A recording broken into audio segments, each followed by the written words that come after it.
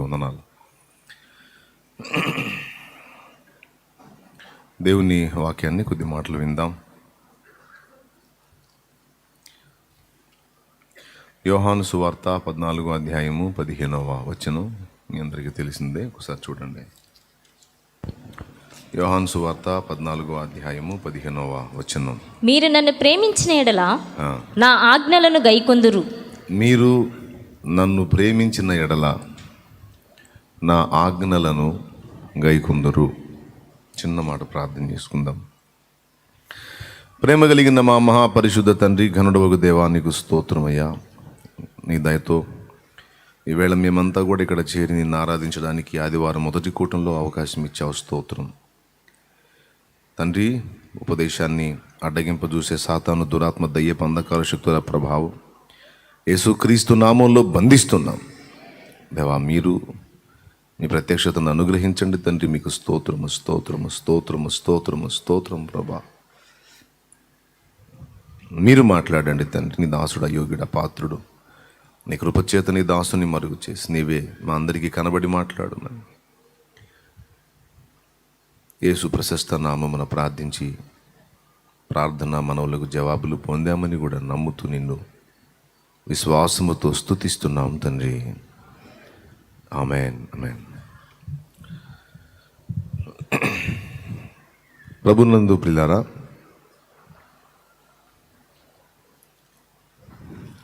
పాత నిబంధన గ్రంథంలో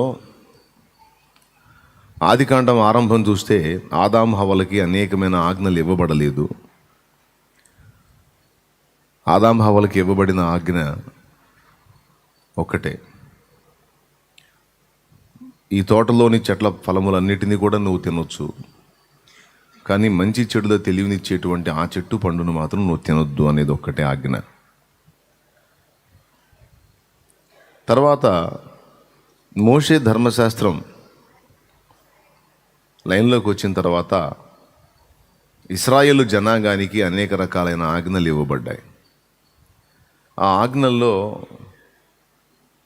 టాప్గా చెప్పదగ్గ ఆజ్ఞలు, స్పెషల్గా మోషేకి రాతి పలకలతో ఇచ్చిన ఆజ్ఞలు 10 ఆజ్ఞలు. ఆ 10 ఆజ్ఞలు నిర్గమాకాండం 20వ అధ్యాయంలో మొదటి వచనం నుంచి చూస్తే ఉంటాయి. ఈ 10 ఆజ్ఞలు మీకు అందరికీ దాదాపు తెలిసే ఉంటాయని నేను అనుకుంటున్నాను. మానవ జాతి ఆరంభంలో దేవుడు అనుగ్రహించిన ఆజ్ఞ ఒక్కటే. ఎన్ని? ఒక్కటి. తర్వాత మోషే ద్వారా దేవుడిచ్చిన ఆజ్ఞలు 10. ఈ 2 మనకు తెలుసు. ఈ 10 ఆజ్ఞలను పక్కన పెడితే ఇంకా మరికొన్ని ఆజ్ఞలు ఇశ్రాయేలు జనాంగానికి, మరికొన్ని ఆజ్ఞలు లేవీయులకి ఇవ్వబడ్డాయి. ప్రైజ్ ది లార్డ్, హల్లెలూయా. ఇంతవరకు పక్కన పెడితే ఇక యేసు ప్రభు క్రొత్త నిబంధనలో యేసు ప్రభు అసలు ఏం ఆజ్ఞలు ఇచ్చాడు? పాత నిబంధన రద్దు చేసి క్రొత్త నిబంధన స్టార్ట్ చేశాడు కదా. మరి ఈయన ఇచ్చిన ఆజ్ఞలు ఏంటి? ఆయన అంటాడు, మీరు నన్ను ప్రేమించిన ఎడల నా ఆజ్ఞలను గైకొంటారు అంటాడు. ఆజ్ఞల్ని గైకొంటారు అంటే మొత్తానికి ఏదో ఈయన కూడా ఆజ్ఞలు ఇచ్చాడు. ఏమిటి యేసు ప్రభు వారు ఇచ్చిన ఆజ్ఞలు అనేది ఓ ప్రశ్న. ఆజ్ఞలేంటో తెలిస్తే వాటిని మనం స్వీకరించడానికి అవకాశం ఉంటుంది. చాలా ఉంది. మత్తయి సువార్త, మార్కు సువార్త, లూకా, యోహాను అన్నీ ఉన్నాయి. అన్నింటిలో శిష్యులతో కొన్ని సంగతులు మాట్లాడాడు. టోటల్గా మనకిచ్చిన ఆజ్ఞలు ఏంటి మీరు ఎవరైనా చెబుతారా? యేసు ప్రభు వారు మనకిచ్చిన ఆజ్ఞలు ఎన్ని? అవి ఏవి? మైక్లో చెప్పు సలోమి. నిన్ను వల్లే నీ పొరుగు వారిని ప్రేమించు. మొదట నీ పూర్ణ హృదయంతోను నీ పూర్ణాత్మతోను నీ దేవుడైన యెహోవాను ప్రేమింపవలెను. రెండవది, నిన్ను వలె నీ పొరుగువాన్ని ప్రేమించు. ఈయన ఇంకేమైనా ఇచ్చాడా? ఈయన ఇంకేమైనా ఇచ్చాడా? యేసు ప్రభు వారు చెప్పింది ఈ రెండేనా? ఇంకేం ఇవ్వలేదా? ఇప్పుడు ఆలోచించి మళ్ళీ నాకు ఆన్సర్ చేయండి. యేసు ప్రభు వారు ఇచ్చింది ఈ రెండు ఆజ్ఞలేనా? ఇంకేమైనా ఇచ్చాడా? సర్వలోకానికి వెళ్ళి సువార్త చెప్పండి అన్నాడు. బాప్తిస్మం పొందాలన్న హెచ్చరిక ఇచ్చాడు. తర్వాత న్యాయమును కనికరమును విడిచిపెట్టొద్దు, వాటిని కలిగి ఉండాలన్నాడు. ఇంకా వ్యభిచారం చేస్తేనే తప్పు కాదు, ఒక స్త్రీని మోహపు చూపు చూచిన వాడు అప్పుడే తన హృదయం ఆమెతో వ్యభిచరించిన వాడు అవుతాడు అనే మాట చెప్పాడు. కాబట్టి మోహపు చూపు కూడా ఛాన్సీ లేదు. ఎవడైనాను నన్ను వెంబడింపగోరిన ఎడల తన సిలువనెత్తుకుని ప్రతిదినము నన్ను వెంబడించాలన్నాడు. ఇట్లాగా యేసు ప్రభువారు అనేక విషయాలు చెప్పాడు, ఆజ్ఞ రూపకంగా కనపడతాయి. ఇంతవరకు మీకు గ్రహింపు ఉంది. కొంచెం బైబిల్ చదివినా ఈ విషయాలు కొంచెం గ్రహింపు ఉంటుంది మీకు. అయితే ఇప్పుడు నేను కొన్ని చెప్పాను, ఇలా వెతుక్కుంటే చాలా ఉన్నాయి. సహోదరుని ద్వేషించొద్దు, అనవసరంగా వ్యర్థుడాని పలకవద్దు, ఒకడు వేస్ట్ ఫెలో అంటారు. ఒక మనిషిని చూసి వేస్ట్ ఫెలో అంటే ఆ వేస్ట్ ఫెలోని అంటే ఏ పనికి పనికిరాని ఒక వ్యర్థుణ్ణి దేవుడు చేస్తే మరి దేవుడు ఒక పనికి మాలిన పని చేసినట్ట? ఒక మనిషిని చూసి వేస్ట్ ఫెలో అంటే వాడు వేస్ట్ ఫెలో కావచ్చు. ఈ వేస్ట్ ఫెలోని చేసిన ఆయన పరిస్థితి ఏంది? అంటే ఈ పనికి మాలిన వాళ్ళని తయారు చేసుకునే పనికి మాలిన పనులు ఆయన ఉంటాడా? ఆయన అంటూ ఈ వ్యక్తిని చేశాడంటే వేస్ట్ ఫెలో ఎందుకు అవుతాడు? వాడితో కూడా ఏదో పని ఉంది దేవుడికి. నీకు పనికి రాకపోవచ్చు, దేవుడికి పనికి వస్తాడు వాడు. పనికి మాలిందానా అంటావు, పనికి మాలిందానా అంటావు, నీకు పనికి రాలేదేమో, కానీ దేవునికి పనికి వచ్చింది కాబట్టి ఆ పర్సన్ చేసుకున్నాడు దేవుడు. సో ఇక్కడ వేస్టేజ్ ఏది లేదు. దేవుడు సృష్టించిన ప్రతిదీ కూడా ఉపయోగపడిద్ది. ఎవరికి? నీకు నాకు కాకపోయినా దేవునికి ఉపయోగపడిద్ది. ఆ వ్యక్తితో ఎక్కడో ఏదో పని ఉంది, అందుకే దేవుడు చేశాడు. ఎక్కడ ఎవ్వరు వ్యర్థులు లేరు, వేస్ట్ లేదు. కాబట్టి నువ్వు నీ సహోదరుని చూచి వ్యర్థుడా అనవద్దు అన్నాడు. నిర్హేతుకముగా ద్వేషించొద్దు అన్నాడు. అన్యాయముగా తీర్పు తీర్చొద్దు అన్నాడు.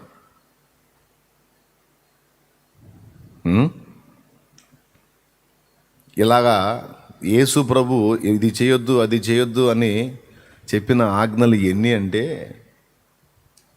మనం టూకీగా లెక్కేసుకున్న చాలా వస్తాయి. చెల్లి ఏం చెప్పింది? ఏమి ఇచ్చాడమ్మా ఆజ్ఞలు అంటే, నీ దేవుడైన ప్రభువుని పూర్ణ హృదయంతో, పూర్ణాత్మతో, పూర్ణ బలంతో, పూర్ణ వివేకంతో ప్రేమించు, నిన్ను వలె నీ పొరుగువానిని ప్రేమించు. ఈ రెండే అన్నది. మరి ఇప్పుడు నేను చెప్పిన ఎన్నో సలోమే, అవునా? ఇవన్నీ యేసుప్రభు చెప్పినాయి కాదా? ఇవన్నీ ఆజ్ఞలు కాదా?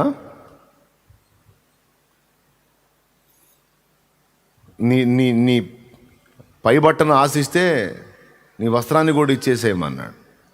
1 మైలు రమ్మంటే 2 మైళ్ళు వెళ్ళమన్నాడు. నిన్ను అప్పు అడగ గోరువా అని వైపు నుంచి నీ ముఖం తిప్పేసుకోవద్దు అన్నాడు. ఇతను కనపడుతున్నాడు, ఇతనికి నా ముఖం చూపించానంటే ఏదో ఒక సహాయం అడుగుతాడు అని దీనుడైన వానికి నీ ముఖం చాటు చేయవద్దు, ఇవ్వు అన్నాడు. ఆజ్ఞ కాదా? మీరు ఎవరికి నీ అచ్చి ఉండవద్దు అన్నాడు. ఆజ్ఞ కాదా? చెప్పండి. ఇలాగ లెక్కేసుకుంటా పోతే అంటే ఏంటి? ఎవరికి అప్పు ఉండొద్దు అంటే అర్థం ఏంటి? వాని దగ్గర నువ్వు తీసుకున్నావు కాబట్టి తప్పకుండా వాని రుణం వానికి తీర్చు. లేదనుకో, నీ దగ్గర ఉన్నది ఎంతవరకు న్యాయంగా నీ దగ్గర ఉంది అంతవరకు తీసుకెళ్ళి ఇచ్చి, ఇంతవరకే బాబు నా శక్తి అని చెప్పు. అమాంతం ఎగ్గొట్టేయొద్దు. ప్రైజ్ ద లార్డ్, హల్లెలూయా చెప్పాడు. అలాగే కష్టపడ్డ వాని కష్టం కొలది వాని జీతం వానికి ఇవ్వు. వాడి కష్టాన్ని నీ దగ్గర పెట్టుకొని వాడి చేత పని చేయించుకుని డబ్బులు ఎగ్గొట్టే దరిద్ర పని చేయొద్దు. కష్టపడ్డ వాడికి ఇవ్వాల్సిన కూలి వానికి ఇచ్చేసే, లేకపోతే నీ దగ్గర వాడి కూలి మొరపెట్టిద్దని యాకోబు పత్రికలో ఉంది. క్రొత్త నిబంధనలో యేసు ప్రభు వారు చెప్పిన మాటలేగాక అపోస్తలుల ద్వారా కూడా అనేకమైన ఆజ్ఞలు ఇవ్వబడ్డాయి. ఈ ఆజ్ఞలన్నీ ఎలా ఉంటాయంటే, నువ్వు ఆడతాను పాడతాను లోకస్తుల్లాగా అన్నా కూడా వాక్యం ఒప్పుకోదు.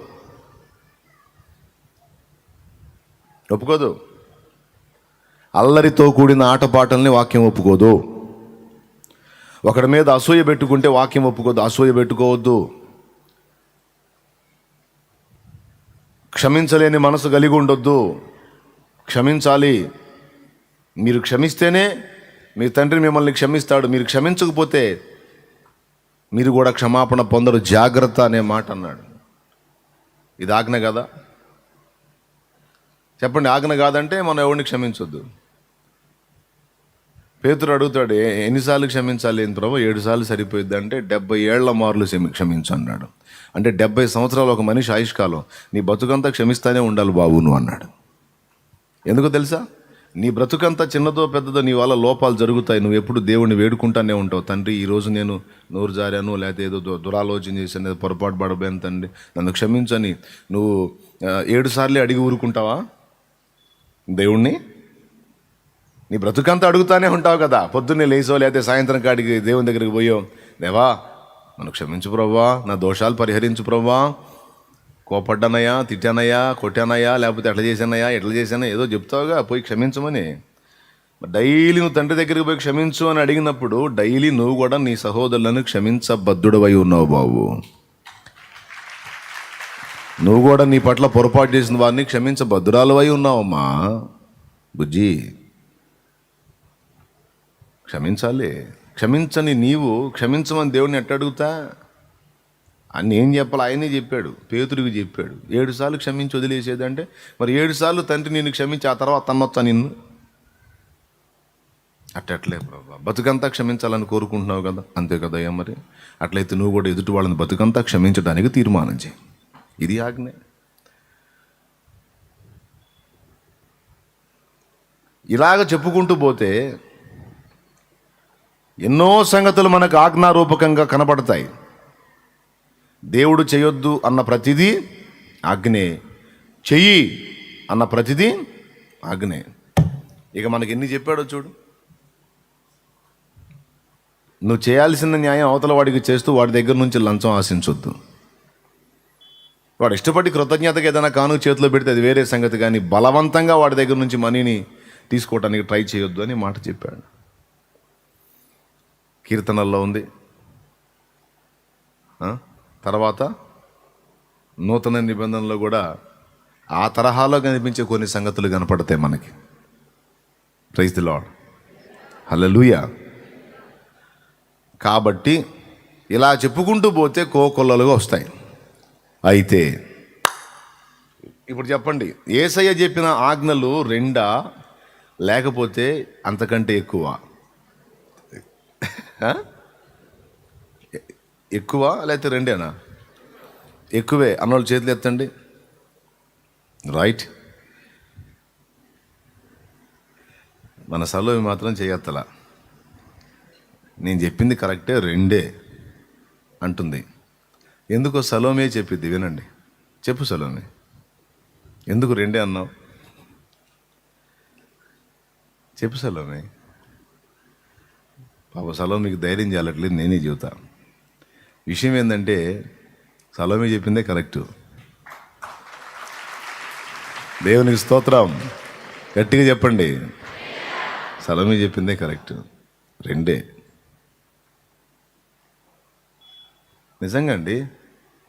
ఒరే ఇన్ని చెప్పి మళ్ళీ 2 అంటావు అనుకోవద్దు. నిజంగా 2. నా కాడి సులువు నా భారము తేలిక అన్నాడా లేదా? మరి ఇప్పుడు నేను ఇన్ని చెప్పాను, మోహపు చూపు చూడొద్దు, పొరుగు వాడిది ఆశించొద్దు, వాడికి అన్యాయ తీర్పు తీర్చొద్దు, వాడి దగ్గర లంచం ఆశించొద్దు, వాడి మీద అసూయపడొద్దు, మత్సరపడొద్దు, ఈర్ష్యపడొద్దు, ద్వేషించొద్దు, వాని భార్యను ఆశించొద్దు, వాని వెండింది బంగారాన్ని ఆశించొద్దు, వాడు ఏదైనా ఆపదలో ఉండి సహాయం అడిగితే మొహం చాటు చేసుకోవద్దు. 100 రూపాయలు అడిగితే కనీసం 10 రూపాయలు, 10 రూపాయలు లేకపోతే 5 రూపాయలు, అది కూడా లేకపోతే రూపాయు. అంతేగాని ఇది కనపడితే నేను ఎంతో కొంత ఇవ్వాల్సి వచ్చిందని మొహం చాటేసుకోవాలి. ఇట్లా ఇన్ని చెప్పుకుంటూ ఇన్ని ఆజ్ఞలు చెప్పుకొచ్చి గొప్ప ఆజ్ఞలు చెప్పి నా కాడి సులువు నా భారము తేలిక అనే మాట మాట్లాడతాడు యేసయ్య. ఆయన అన్నాడు మత్తయి సువార్త 11వ అధ్యాయము 28వ వచనంలో, ప్రయాసపడి భారం మోయుచున్న సమస్త జనులారా నా యొద్దకు రండి, నేను మీకు విశ్రాంతి కలుగు చేస్తాను. నేను సాత్వికుడను దీన మనస్సు గలవాడను కనుక మీ మీద నా కాడి ఎత్తుకొని నా యొద్ద నేర్చుకునుడి, అప్పుడు మీ ప్రాణములకు విశ్రాంతి దొరుకును. ఎలయనగా నా కాడి సులువుగాను నా భారము తేలికగాను ఉన్నవి. అదిగో ఎక్కడ సులువుగా ఉన్నాయి, ఏడ తేలిగ్గా ఉన్నాయా? ఒక్కతే భార్య ఉండాలంట, ఒక్కడే భర్త. పాత నిబంధనలో చూడు, ఒక పురుషుడు అనేక మంది స్త్రీలను చేసుకున్నాడు. మన సొలొమోన్ గారిని చూడండి, అసలు ఆస్తుల సంగతి ఏమో కానీ స్త్రీలతో కళకళలాడిపోయాడు మహావైభవంతో. క్రొత్త నిబంధనలోనేమో నీ భార్యను తప్ప పరస్త్రీని మోహపు చూపు కూడా చూడకూడదండి. ఇవి మోయశక్యం కానీ బరువులు పెట్టినట్టు మానిత్యని కనపడుతుంటే నా కాడి సులువు నా భారం తేలిక అనే మాట మాట్లాడతావేంటి? అసూయపడొద్దంటావు, దాతృత్వం చూపమంటావు, కనికరం చూపమంటావు, క్షమించమంటావు,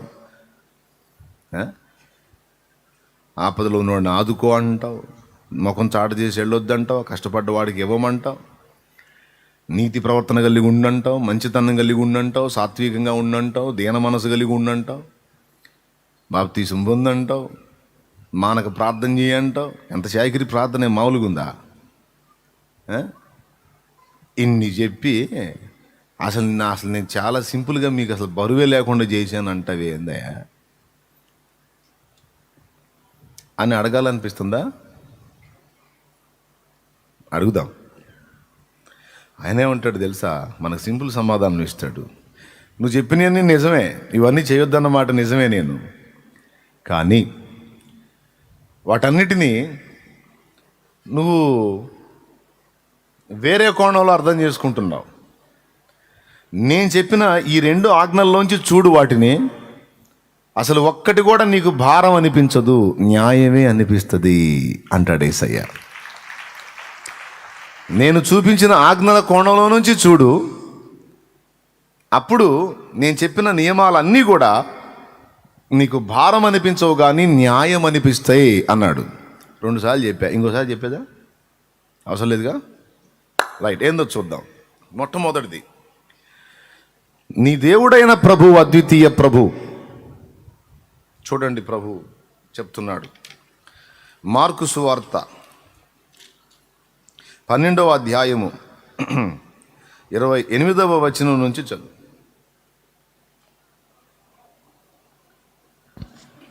త్వరగా. శాస్త్రులలో ఒకడు వచ్చి వారు తర్కించుట విని ఆయన వారికి బాగుగా ఉత్తరం ఇచ్చినని గ్రహించి ఆజ్ఞలన్నిటిలో ప్రధానమైనదేది ఆయన అడిగెను. భలే సమాధానం చెప్తున్నాడే ఈయన అని శాస్త్రుల్లో ఒకడు వచ్చి ఆజ్ఞలన్నిటిలో ప్రధానమైన ఆజ్ఞ ఏది అని అడిగాడు. అందుకు యేసు ప్రధానమైనది ఏదనగా, ఓ ఇశ్రాయేలు వినుము, మన దేవుడైన ప్రభువు అద్వితీయ ప్రభువు.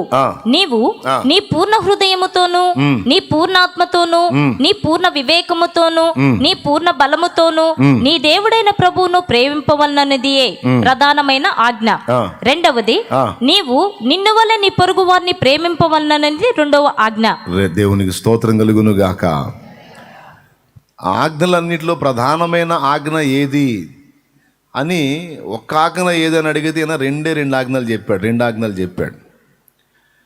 ఫస్ట్ ఏం చెప్పాడంటే, నీ పూర్ణ ఆత్మతోనూ, పూర్ణ బలముతోనూ, పూర్ణ వివేకముతోనూ నీ దేవుడైన ప్రభువుని ప్రేమించు. రెండవది, నిన్ను వలె నీ పొరుగువానిని ప్రేమించు. ఇది రెండవ ఆజ్ఞ. రెండే ఆజ్ఞలు అన్నాడు. ఆ తర్వాత ఏమన్నా చెప్పాడో మీరు చూడండి. దేవునికి స్తోత్రం, హల్లెలూయా. ఇప్పుడు చెప్పండి, యేసయ్య చెప్పిన ఆజ్ఞలన్నీ ఎన్ని? మీకు దండం పెడతాను, నోరు తెరిచి అందరూ చెప్పండి. ఏమో 2. ఏంటో చెప్పండి. మొదట నీ ప్రభువుని, రెండవది నీ పొరుగువాన్ని. ఇంతే కదా ఆయన చెప్పింది. ఇంకెక్కడ రిస్క్ ఉంది చెప్పు? సింపుల్, రెండే. దేవుణ్ణి ప్రేమించు, పక్కోడిని ప్రేమించు, అయిపోయింది. చెప్పండి, మళ్ళీ చెప్పండి, మీరు చెప్పండి, కంటత అలాగే చెప్పండి. ఫస్ట్ ఏం చేయాలి, రెండోది ఏం చేయాలి, మళ్ళీ చెప్పండి.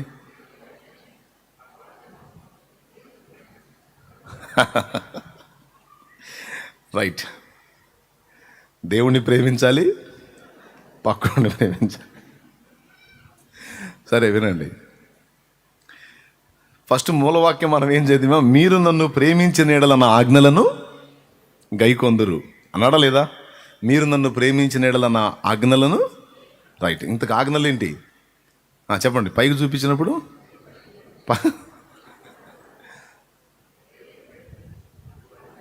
మళ్ళీ అయిపోయింది. యేసయ్యా నువ్వంటే నాకెంతో ఇష్టం తెలుసా, ఎంత ప్రేమ తెలుసా అంటే, మరి నా ఆజ్ఞలు గైకొంటున్నావా అంటాడు. రెండేగా ప్రభా, దేవుణ్ణి ప్రేమించాలి, నిన్ను ప్రేమించాలి, రెండవది నా పొరుగువాన్ని ప్రేమించాలి. చేస్తున్నా ప్రభువా. ఉన్న మెలికంతా అక్కడే ఉంది. ఈ రెండింటిని హృదయంలో పెట్టుకొని బాగా వినండి. చాలా క్లుప్త సందేశం, సింపుల్గా అయిపోయింది. పెందలాడి ప్రార్థన చేసుకొని ఎట్టి పరిస్థితుల్లో 10 కల్లా స్టార్ట్ చేయాలి ప్రేయరు, సెకండ్ ప్రేయరు. ఎందుకంటే ఈరోజు నేను తీర్మానం చేసుకున్నాను సింపుల్గా ముగిద్దామని. ఎందుకంటే ఎండ తీవ్రంగా ప్రచండంగా ఉంది కనుక రాత్రి ప్రార్థన చేశాం. ఎందు మరి అంత చల్లబడింది దేవుడి కృప. ఆ దేనికే మహిమ. మరి ఆ టయానికల్లా మళ్ళీ పెటపెటలాడిద్దో లేకపోతే ఇట్లనే ఉంటుందో నమ్ముదాం. దేవుడు ఇలానే ఉంచుతాడని. ఇప్పుడు జాగ్రత్తగా వినండి, 2 విషయాలు చెప్తాను. యేసు ప్రభు దగ్గర కూర్చొని నువ్వు 20 సార్లు అడిగినా ఆ 2 ఆజ్ఞలే చెప్తాడు. యేసయ్యా నువ్వు చాలా ఆజ్ఞలు ఇచ్చినట్టు కనపడుతుంది ప్రభువా, ఇన్ని పత్యాలు చెప్పావే మాకు. పసికెళ్ళు జబ్బు వచ్చినోడు కూడా ఇన్ని ఉండవు తండ్రి. ఏదో ఆ ఉప్పు తినొద్దు అంటాడు, అది తినొద్దు, ఇది తినొద్దు, 4-5 చెబుతారు. కానీ అమ్మ నువ్వైతే నాయన ఎన్ని రకాల విషయాలు చెప్పావు. అట్ట ఉండకూడదు, ఎట్ట ఉండకూడదు, అది చేయకూడదు, ఇది చేయకూడదు, ఇది చేయాలి, అది చేయాలని 24 చెప్పి నేను 2 ఆజ్ఞలే ఇచ్చానంటావు. ఏందయ్యా నువ్వు అంటే ప్రభు అంటాడు, నిజంగా నేను 2 ఆజ్ఞలే ఇచ్చాను, నిజంగా నువ్వు నన్ను ప్రేమిస్తా 2 గైకుంటే చాలు అంట. ఏంటి అంటే, మొట్టమొదటిది దేవుణ్ణి ప్రేమించు, రెండవది అయిపోయింది. ప్రేమిస్తానే ఉన్నాగా ప్రభువా. ఎవరిని ప్రేమిస్తున్నావు? దేవుణ్ణి ప్రేమిస్తున్నా తండ్రి. మరి దేవుణ్ణి ప్రేమిస్తే దేవునికి అభ్యంతరం కలగకుండా నడుచుకోవాలి కదా. చెప్పు. దేవుణ్ణి ప్రేమిస్తే దేవునికి అభ్యంతరం కలగకుండా నడుచుకోవాలి కదా. అవును కదా. అందుకే ఎక్కడ కూడా అభ్యంతరం కలగకుండా నడుచుకుంటున్నాను నేను. ఇంకేం చెబుతున్నా? స్తోత్రం. అర్థమైందా? ఇప్పుడు దేవుణ్ణి ప్రేమించమన్నాను, నేను ప్రేమిస్తున్నాను అన్నావు. దేవుణ్ణి ప్రేమించినప్పుడు దేవునికి ఎక్కడ అభ్యంతరం కలగకుండా నడుచుకోవా అని చెబుతున్నా. ఇంకేంది?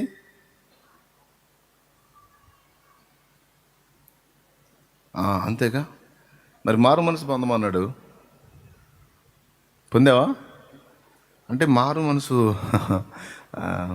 అంటే దేవుణ్ణి ప్రేమిస్తున్నా కానీ మారు మనసు పొందాలా? మరి అది ప్రేమ ఎట్లా ఇద్దరే? సరే బాప్తీసం పొందావు ఇంతకీ? ఇది నీ మేలు కోసం దేవుడు ఎదురు చూసింది, పక్కోడి మేలు కోసం కాదు, నీ కోసం. మారు మనసు పొందమన్నాడు, పొందావా? నా మాట గైకొని నన్ను ప్రేమిస్తున్నట్టు రుజువు చేయాలనుకుంటే నేను చెప్పింది వినాలి కదా. దేవుని మాటకు తిరస్కరించకుండా దేవుని మాటకు లోబడుటయే దేవుని ప్రేమించుట. శాలేమన్నా నువ్వంటే మాకు చాలా ఇష్టం అన్నా అని అంటావు. నాకు దప్పిక అవుతుంది, కాస్త నీళ్ళు అంటేనేమో నీళ్ళదేముందిలే కానీ అన్నయ్య నువ్వంటే చాలా ఇష్టం. కొంచెం ఆకలిగా ఉందమ్మా, ఏమన్నా ఆహారం పెట్టాం. ఆహారం ఏముందిలే అన్నయ్య నువ్వైతే నాకు చాలా ఇష్టం అంటే ఎట్లా ఉంటుంది అది? నువ్వంటే చాలా ప్రేమ నాకంటే. నిజమేనా? అది నిజం కాదు. నిజంగా నువ్వు ప్రేమిస్తే నా నోట నుండి ఏం వస్తుందో అని కనిపెట్టుకొని చూస్తూ ఉంటావు. ఎందుకు తెలుసా? దాన్ని వెంటనే నెరవేర్చడానికి. హల్లెలూయా. అది నిజమైన ప్రేమ. ఆజ్ఞ ఏది దొరుకుతుందో దాన్ని నెరవేర్చి అవతలి వ్యక్తిని సంతోషపెడదామని వెతికేది నిజమైన ప్రేమ. ఈ వ్యక్తి ద్వారా నాకు కొంత ప్రయోజనం ఉంది, కొంత ప్రతిఫలం ఉంది కాబట్టి చేద్దాం అనేది కాదు. ప్రయోజనం ఉన్నా లేకపోయినా నేను ప్రేమిస్తున్నాను, ఆయన చెప్పింది నేను వింటాను. ఆయన చెప్పేది నాకు నష్టం కలిగించేదైనా సరే, ఆయన చెప్పేది నాకు ఇబ్బంది కలిగించేదైనా సరే, నాకు నొప్పి కలిగించేదైనా సరే, నేను ఆయన్ని ప్రేమిస్తున్నాను కనుక ఆయన చెప్పింది చేయటమే నా నిజమైన ప్రేమకు గుర్తు. కాబట్టి నేను చేయాల్సిందే అని. ఒకవేళ నేను మీ ఇంటికి వచ్చాను అనుకో, మీ కళ్ళన్నీ నా నోటికి వెళ్ళి ఉంటాయి. ఫస్ట్ నా మొహంకి వెళ్ళని నా నోటికి వెళ్ళి. ఎందుకో తెలుసా? నేనేం చెప్తానో వెంటనే దాన్ని చేయాలి.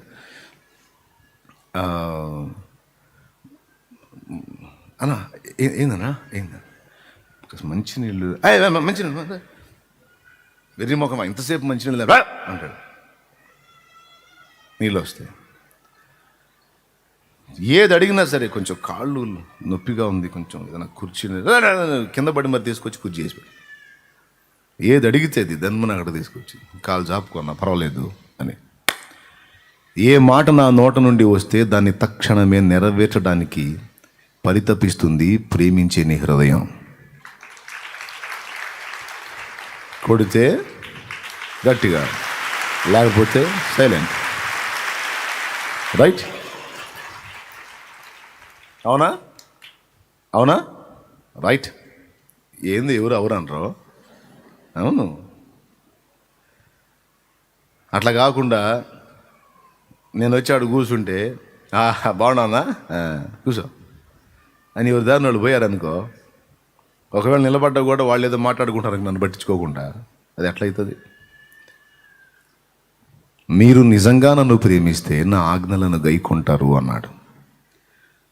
సో దేవునికి అభ్యంతరం కలగకుండా చూసుకోవాల్సిన సంగతులు కొన్ని ఉన్నాయి. ఇది దేవుణ్ణి ప్రేమించి చేయాల్సిన పని. నిజంగా పొరుగువాణ్ణి ప్రేమిస్తే పొరుగువానికి కూడా అభ్యంతరం కలగకుండా చేయాల్సిన కార్యాలు కొన్ని ఉన్నాయి. అంతే. దేవుణ్ణి ప్రేమించు, పక్కోడిని ప్రేమించు, అంతే, ఇంకేం అవసరం లేదంటాడు. ఎంత సింపుల్ చూడు. నిన్నేమన్నా గొర్రెల్ని కోయమన్నానా, బర్రెల్ని కోయమన్నానా, నిన్నేమన్నా సున్నతి చేయించుకోమన్నానా, నిన్నేమన్నా విశ్రాంతి దినాచారం పాటించమన్నానా, నువ్వేదన్నా తేడా చేస్తే రాళ్లతో కొట్టి సావగొట్టమన్నానా, నిన్నేమన్నా 7 పండగలు చేయమన్నానా? చెప్పు. ఆనాడు ఇశ్రాయేలీలకి నేనేమన్నా కొన్ని పక్షులను తినొద్దు, కొన్ని జంతువులను తినొద్దు అని ఏమన్నా ఆజ్ఞ ఇచ్చానా? నీవు శవమును ముట్టవద్దు, కడగానున్న స్త్రీ నీ దినాలు అపవిత్రాలై ఉండును అన్నట్లుగా నిన్నేమన్నా ఊరు బయటని నెట్టానా? ఇంట్లో కాకుండా ఇంటికి ప్రక్కగా ఒక గుడారం వేసి అందులో నిన్నేమన్నా కూర్చోబెట్టమన్నానా? ఆనాడు వారికి ఇచ్చినటువంటి ఆచార సంబంధమైన నియమాలు ఏవి నీకు లేకుండా రద్దు చేశాను.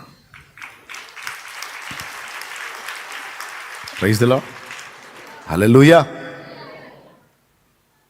అవేవి లేకుండా రద్దు చేశాను. ఇప్పుడు చెప్పేవన్నీ కూడా హృదయ సంబంధమైనవి, మనస్సు సంబంధమైనవి, దేవునికి ప్రక్కవానికి అభ్యంతరము కలగకుండా ఉండేవే. అంతే నేను చెప్పింది. ఇంకేం చెప్పాను? ఇప్పుడు ఫస్ట్ దేవుణ్ణి ప్రేమిస్తే ఏం చేయాలి? దేవుడు చెప్పినవి చేస్తున్నానా లేదా జాగ్రత్తగా చూసుకోవాలి. దేవుణ్ణి ప్రేమిస్తే ఎప్పుడూ ఆయన్ని సంతోషపెట్టడానికి మనసు కలిగి ఉంటాం. పొరుగువాన్ని ప్రేమిస్తే దేవుని తర్వాత ప్రక్కవాడి మేలుని నిరంతరం కాంక్షిస్తాం. ఈ మాట యేసు చెప్పటమే కాదు, యేసు జీవించి చేసి చూపించి మరి మనకు బోధిస్తున్నాడు ఆయన.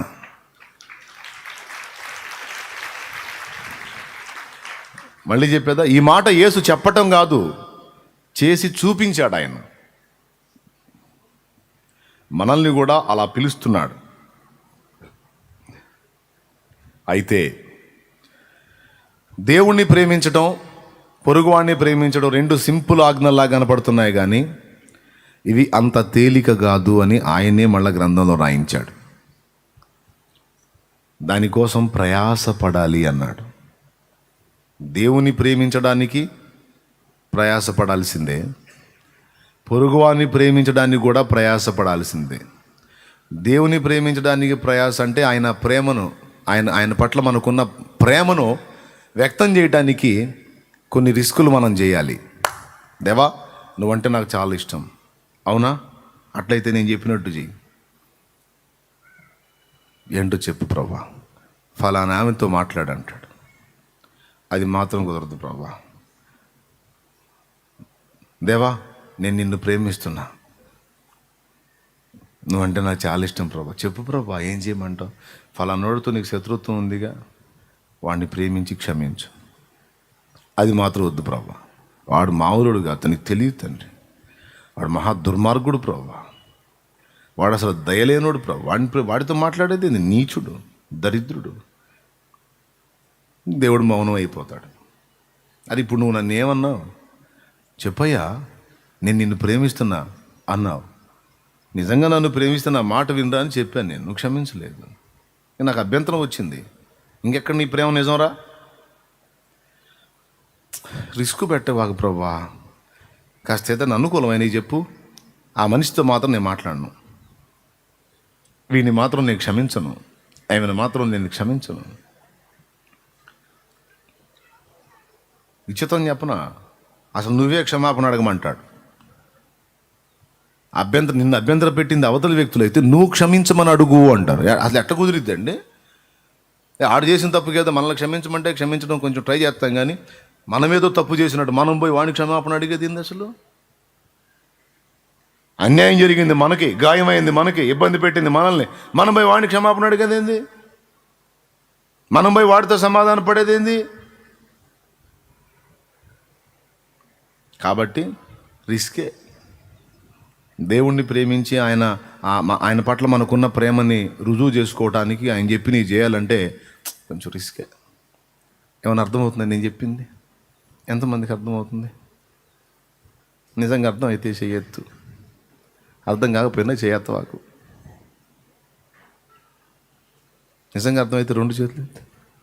దేవునికి స్తోత్రం కలుగును గాక. చాలా సంతోషం, మీకు బాగానే అర్థమైద్ది.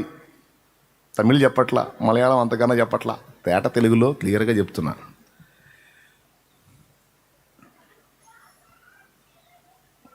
ప్రయాసే. రెండవది, పొరుగువారిని ప్రేమించడం కూడా చిన్న విషయం కాదు, చాలా మానుకోవాలి మనం. పక్కోడిని ప్రేమిస్తే ఎంత మేధావో చూడు. 24 చెప్పినట్టు చెప్పకుండా సింపుల్ నాన్న 2 ఆజ్ఞలేనమ్మా అన్నాడు. అబ్బా థ్యాంక్ యూ ఏసయ్యా. 2 తండ్రి? అవునాయనా 2. ఆదాముకి 1 ఇచ్చాను, నీకు 2 ఇచ్చా అంతే. పండు తినొద్దు అన్నది ఆదాముకి, నీకేమో దేవుణ్ణి ప్రేమించు, పక్కని ప్రేమించు అంతే. అరే థ్యాంక్ యూ ప్రభా. ఇప్పుడు ఇశ్రాయేలీలకి ఇచ్చిన ఆజ్ఞలు ఏం లేవుగా మనకు, ఆ ఆచారాలు, ఆ వ్యవహారం ఏం లేవు. ఇప్పుడు విశ్రాంతి దినం మేము అంత అబ్బాయి అవసరం లేదు, వదిలేసి. రైట్, బాగా వినండి. ఈ 2 అన్నాడు. ఈ 2లోనే మన ప్రయాస అంతా ఉంది. మొట్టమొదటిది దేవుణ్ణి ప్రేమించటం, రెండోది పక్కోడిని. ఇది ప్రయాసతో కూడుకున్నదన్న మాట బైబిల్లో చెప్పాడు. కొరింథీయులకు రాసిన పత్రిక 14వ అధ్యాయము 1వ వచనం ఒకసారి చూడండి. ప్రేమ కలిగి ఉండుటకు ప్రయాసపడుడి. కష్టపడండి. ప్రయాస అంటే కష్టం. ప్రేమ కలిగి ఉండుటకు ప్రయాసపడండి. ఆత్మ సంబంధమైన చాలు. వరములను ప్రేమ కలిగి ఉండడానికి కష్టపడండి అన్నాడు. ఏం ప్రేమ కలిగి ఉండడానికి కష్టపడాలా? నిజమే, కష్టపడాల్సిందే. దేవుని పట్ల ప్రేమ కలిగి ఉండడానికి శ్రమ పడాల్సిందే. పక్కోడిని ప్రేమించాలన్నా కూడా ప్రయాసపడాల్సిందే. అంత సింపుల్గా కాదు. అందుకే చెబుతున్నాను, ఈ రెండు ప్రేమలు నిజమని నిరూపించుకోవడానికి, నెరవేర్చడానికి, దేవుని పట్ల సాటి మనిషి పట్ల నాకున్న ప్రేమ నిజమని నిరూపించుకోవడానికి చాలా కంట్రోల్ చేసుకోవాలి మనం. యేసయ్యేమో నిజంగా నువ్వు నన్ను ప్రేమిస్తే నేను చెప్పిన ఆ రెండు నువ్వు ఫాలో అవుతావు అంటాడు. ఇప్పుడు ఆ రెండు ఫాలో అవడానికి మనకి మామూలు రిస్క్ కాదు, చాలా ప్రయాస. ఆ మాట ఇక్కడ చెప్పాడు, ప్రేమ కలిగి ఉండుటకు ప్రయాసపడండి. హెబ్రీ పత్రిక 13:1 సహోదర ప్రేమ నిలవరముగా ఉండనీయుడి. సహోదర ప్రేమ నిలవరముగా ఉండనీయండి అంటే నిలకడగా ఉండదు కాబట్టి దాన్ని నిలవరంగా ఉండనీయండి అన్నాడు.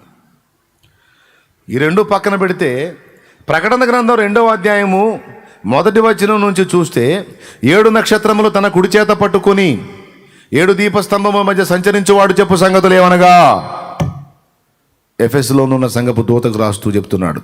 చదువు.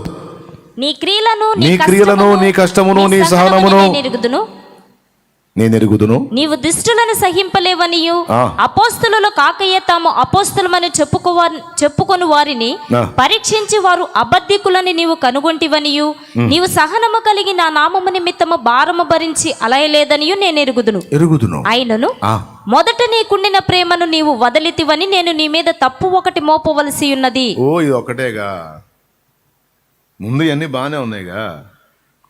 నీ కష్టమును, నీ సహనమును, నీ క్రియలను నేను ఎరుగుదును. బాగున్నాయి. అంతేకాదు, నువ్వు తేడాలను సహించవు, దుష్టులను సహించవు అంటే నిర్మలంగానే ఉన్నావు. అంతేకాదు, మంచి వివేచన కూడా ఉంది నీకు. ఎవరు సత్యసేవకులో, ఎవరు దుర్బోధకులో నీకు తెలుసు. ఎవరు తేడాలో, ఎవరు పర్ఫెక్టో నీకు తెలుసు. అంతేకాదు, నా నామం నిమిత్తము భారము భరించి అలిసిపోలా, భరిస్తానే ఉన్నావు. గ్రేట్. ఇంకేం కావాలి? ఇన్ని మంచి లక్షణాలుండి జస్ట్ ఒక్కటే, ఆ ఫస్ట్ ఉండిన ప్రేమ ఇప్పుడు లేదు. ఒకటే కదా. ఏమన్నా పెద్ద సమస్య, ఏమన్నా పెద్ద ఇబ్బందే? ముందు చాలా మంచి సంగతులు ఉన్నాయి. అంటే సింపుల్గా చెప్పాలంటే 7 6 బాగానే ఉన్నాయి, ఒకటేగా. ఇప్పుడు ఎన్ని మార్కులు వస్తాయి ఏమండి?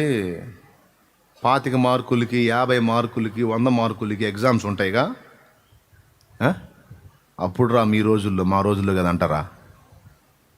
25 మార్కులకి, 50 మార్కులకి, 100 మార్కులకి పరీక్షలు లేవా? అనండి నాయన.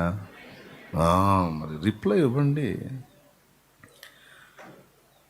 ఇప్పుడు ఇక్కడ ఎఫెస్లోనున్న సంఘపు దూతకి మార్కులు వేయాలంటే అన్నీ బాగానే ఉన్నాయి, ఒక్కటే తప్పు అన్నాడు. అంటే ఇప్పుడు ఎగ్జామ్స్ ప్రకారం లెక్కేసుకుంటే ఒక్క ప్రశ్నకు మాత్రం సమాధానం రాయలా. ఇక మిగిలిన ప్రశ్నలన్నిటికీ సమాధానాలు రాశాడు. ఇప్పుడు ఎన్ని వేస్తారు మీరు? 100 బై పైన ఎన్ని వేస్తారు? 100 బై 90. లేకపోతే ఒక ప్రశ్నకు వచ్చి 5 మార్కులు కాడికి వేసుకుంటే, 95.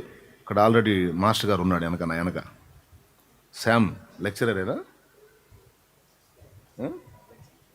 శామ్ లెక్చరర్గా చేశాడు. ఇప్పుడు ఆ లెక్చర్ వదిలిపెట్టి ఇప్పుడు ఈ లెక్చర్లోకి వచ్చాడు. దేవునికి మహిమ కలుగును గాక. హల్లెలూయా. అంటే ఆయన ఆల్రెడీ మార్కులు వేస్తాడు కాబట్టి చూస్తున్నాడు ఎన్ని వేస్తాడు. ప్రశ్న ఒక్కింటికి 5 మార్కుల కాడికి వేసుకుంటే ఒక్కటే ప్రశ్న మిస్ అయింది. ఇప్పుడు ఎన్ని వేస్తావు?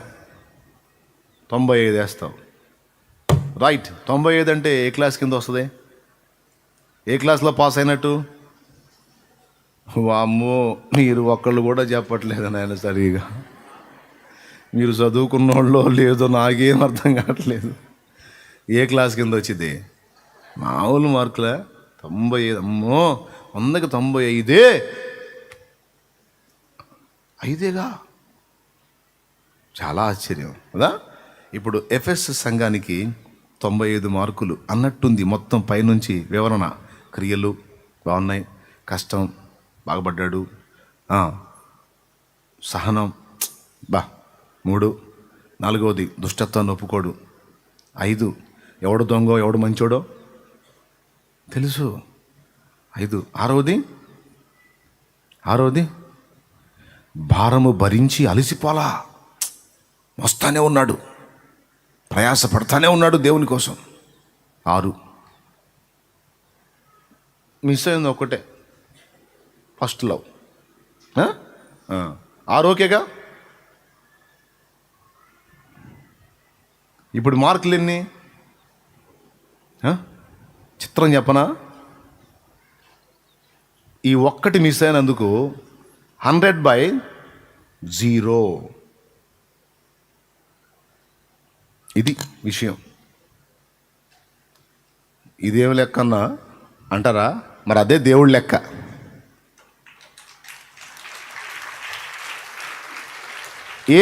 ఏది తగ్గినందుకు, ఏది మిస్ అయినందుకు? ప్రేమ. ఇది దేవుని పరీక్ష. దేవుడు వేసే లెక్క ఇలా ఉంటుంది, దేవుడిచ్చే జడ్జిమెంట్ ఇలా ఉంటుంది. నువ్వు 24 చెయ్యి, కింద ఏమన్నాడో చదువు. ఇన్ని చేశావు, అయినను మొదట నీకుండిన ప్రేమను నీవు వదిలితివని నేను నీ మీద తప్పు ఒకటి మోపవలసి ఉన్నది. నీవు ఏ స్థితిలో నుండి పడితివో అది జ్ఞాపకము చేసుకుని మారు మనస్సు పొంది ఆ మొదటి క్రియలను చేయుము. అట్లు చేసి నీవు మారు మనస్సు పొందితేనే సరి, లేని ఎడల నేను నీ యొద్దకు వచ్చి నీ దీపస్తంభమును దాని చోట నుండి తీసివేతును. అమ్మ బాబోయ్, అసలు దీపస్తంభాన్ని లేపేస్తానంటున్నాడు. ఏమయ్యా, ఒక్కటే కావయ్యా, ప్రేమ అనేది ఒక్కటేగా, మిగిలిన అన్నీ చేశాడుగా. ఈ ఒక్కటి మిస్ అయినందుకు ఏకంగా అసలు లేపేస్తావా దీపస్తంభాన్ని? అవును, లేపేస్తాను. నేను చెప్పట్లే, ఆయన చెబుతున్నాడు. దీపస్తంభాన్ని తీసేస్తా, దాని చోటు నుంచి తొలగించేస్తాను అంటున్నాడు. అంటే దీన్ని బట్టి ప్రేమ అనే దానికి ఎన్ని మార్కులు వేశాడో ఊహించండి మీరు.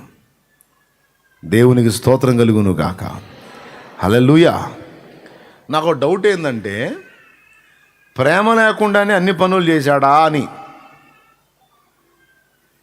ప్రేమ లేకుండానే అన్ని పనులు చేశాడా? మంచి క్రియలు కలిగి ఉన్నాడా?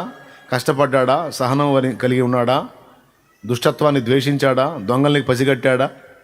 భారం భరించి అలిసిపోలేదా? ఇన్ని చేశాడే, ప్రేమ లేకుండా చేశాడంటారా? అంటే ప్రేమతోనే చేస్తుండొచ్చు, కానీ ప్రేమ నేను ఆశించినటువంటి కొలతలో లేదు. మొదట ఉండిన ప్రేమ, మొదట నీకుండిన ప్రేమ అన్నాడు. అంటే చూడండి, ఈ ప్రేమ అనే దాని విషయంలో దేవుడు ఎంత సీరియస్గా ఉన్నాడు. అంటే అన్ని చేస్తున్నావు, కానీ యాంత్రికంగా అయిపోయినాయి, ఆచారబద్ధంగా అయిపోయినాయి, నామకార్థంగా అయిపోయినాయి. నీ ఆరంభంలో నీ దగ్గర నేను చూసినటువంటి కొలతలు వేరు, నీ ఆరంభంలో నీ దగ్గర నాకు తగిలిన స్పర్శ వేరు, రాన్ నీలో నాకు కనపడుతున్న స్పర్శ వేరు. నీవు మొదట చేసిన సమస్త చర్యలు నిండు ప్రేమతో జరిగించావు, కానీ ఈరోజు ఆ ప్రేమ లెస్ అయింది, కార్యాలు మాత్రం చేస్తున్నావు. ఆత్మీయత చస్తే మిగిలి ఉండేది జస్ట్ ఆచారం మాత్రమే. మళ్ళీ చెప్పేదా? ఆత్మీయత అనేది చస్తే ఇక మిగిలిండి జరిగేవన్నీ జస్ట్ ఆచారాలే అవుతాయి, కానీ నిజంగా ఆత్మీయతతో కూడినటువంటి వ్యవహారాలు కావు. దేవుడేం ఆశిస్తాడు? నాకు నీ ఆచారాలు ఎవడికి కావాలి బాబు? నీ ఆచారాలు ఎవడికి కావాలి? నాకు ఆత్మీయత కావాలి. దేవునికి స్తోత్రం కలుగునుగాక. ఇది మనకు అర్థం కావడానికి భార్యాభర్తల అనుబంధంలో కొన్ని విషయాలు ఈజీగా మనకు గ్రహింపులోకి తీసుకొస్తాయి. వివాహమైన తొలి దినాల్లో భార్య నీళ్లు తోడుతుంది, ఆహారం వండుతుంది, అన్ని తిప్పలు పడుతుంది. భర్త కూడా ఆమెకు అన్ని సపరిచర్యలు చేస్తాడు. చేస్తాడా చేయడా? ఇది అందరు నిజం చెప్పాలి, అబద్ధం చెప్పొద్దు, నిజమే మాట్లాడుకుందాం. పెళ్ళైన తొలి రోజుల్లో నీ భర్తతో నీకున్న అనుబంధం, ఆ ప్రత్యేకమైనటువంటి ఆ స్పర్శ, ఆ ప్రత్యేకమైనటువంటి మాధుర్యం ఇప్పుడుందా? నిజం మాట్లాడుకుందాం అన్నా. సరే వదిలేసేయి. ఎంతమంది ఒప్పుకుంటారు? లేదన్నా.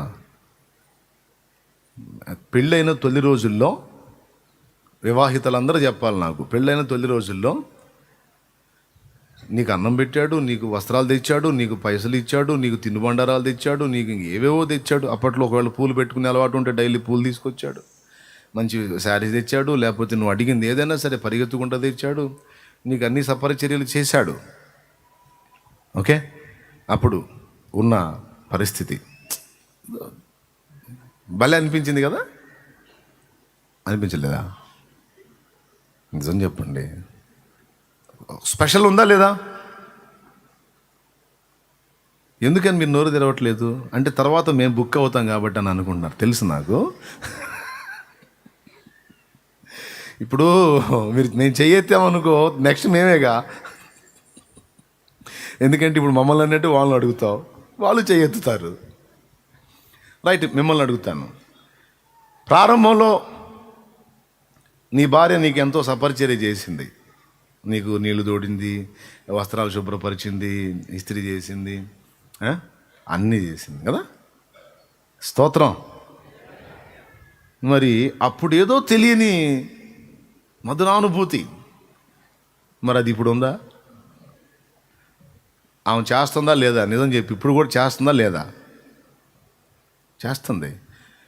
అప్పుడు చేసింది, ఇప్పుడు చేసింది. ఒకే ఫీలింగ్ ఉందా? మార్పు ఉందా? ఒకే ఫీలింగ్ ఉందా? మార్పు ఉందా? మార్పు లేదా? ఉంది. మార్పు ఉంది అని చెయ్యెత్తితే మీ ఆవిడ ఎక్కడన్నా చూసి దుర్మార్గుడు ఇప్పుడు దాకా బానిసలాగా చాకెట్ చేయించుకుంటా మళ్ళీ మార్పు ఉందని చేయెత్తుతావు. సిగ్గు లేదా నీకు? నీ అంతా తేలుస్తారా అని ఒక చూపు చూసిద్దామని భయపడి చేతులు ఎత్తట్లేదా ఏంది? దేవునికి మహిమ కలిగిన. పెళ్లి కాని వాళ్ళు నేను అడగట్లేదు కానీ పెళ్ళి అయిన వాళ్ళ సంగతి చెప్తున్నాను నేను. ఏం చేద్దామన్నా, అప్పుడు కొత్త ఒక వింత, పాత ఒక రోత. క్రొత్తలు ఎవరైనా అంతేనన్నా.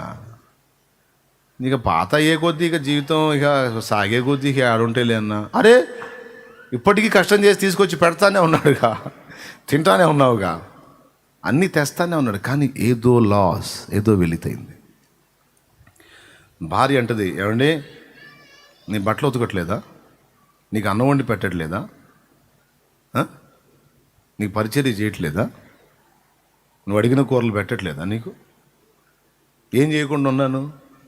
అప్పుడు ప్రేమలో ఇప్పుడు మార్పు వచ్చిందని చెబుతున్నాయింది. ఇందాక శాలేమని అడిగితే దున్నపోతులాగా అన్నీ తింటా బాగుండి బాగలేక కూడా వెట్టి చాకిరి చేసి ఆంతను పెడుతుంటే మేక నవ్వులట్టు నవ్వులుతా రోజు. అవి ఉండయా, ఇవి ఉండయా, ఏమైనా చేసావా అని అడిగడిగి అన్నీ తింటా డింగమని చేయెత్తుతున్నావే, ఏం తక్కువైందయ్యా నీకు అని క్లాస్ ఇవ్వచ్చు. నీకు అన్నీ చేస్తున్నానా లేదా? అన్నీ చేస్తున్నానా లేదా? ఇదే టైపులో పురుషుడు కూడా అంటాడు, ఏంది మే ఫస్ట్ ఉన్న ప్రేమ ఇప్పుడు లేదంటున్నా, ఏంది ఎడికి పోయింది? పొద్దున పోయి సాయంత్రం దాకా భయంకరమైన చాయ్కి చేసి దున్నపోతులా కూర్చోబెట్టి మేపుతుంటే ప్రేమ తగ్గిందా? కొడితే మొహం పగిలిద్దని అంటాడేమో, ఎందుకు వచ్చిన గొడవ అనుకోవచ్చు.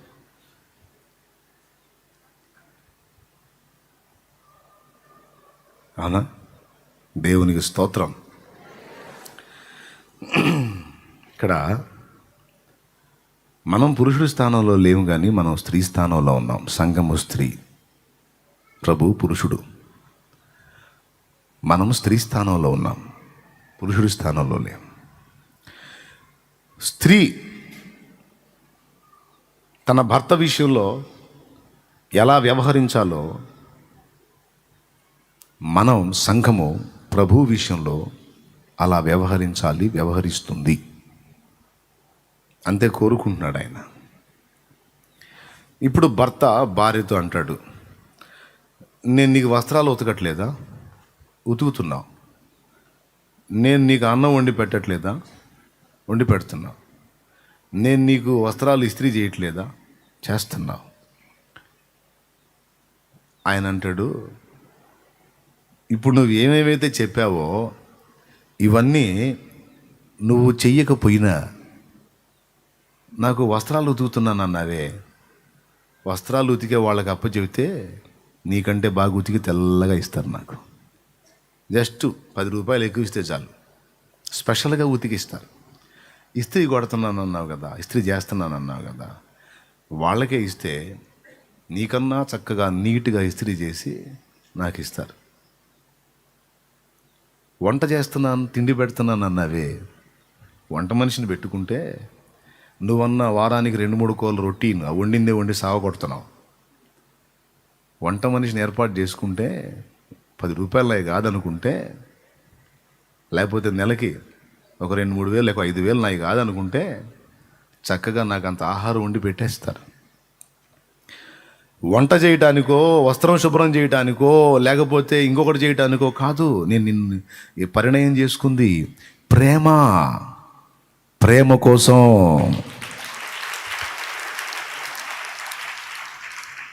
దేవునికి స్తోత్రం కలుగును గాక. దేనికోసం?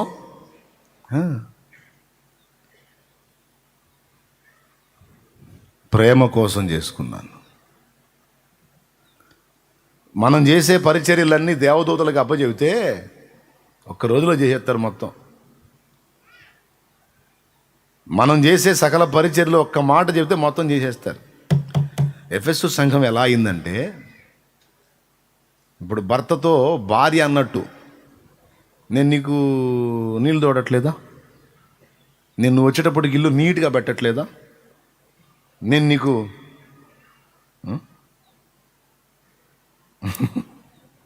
దేవునికి ఇష్టం. ఈరోజు మదర్స్ డే అంట, మాతృదినోత్సవం.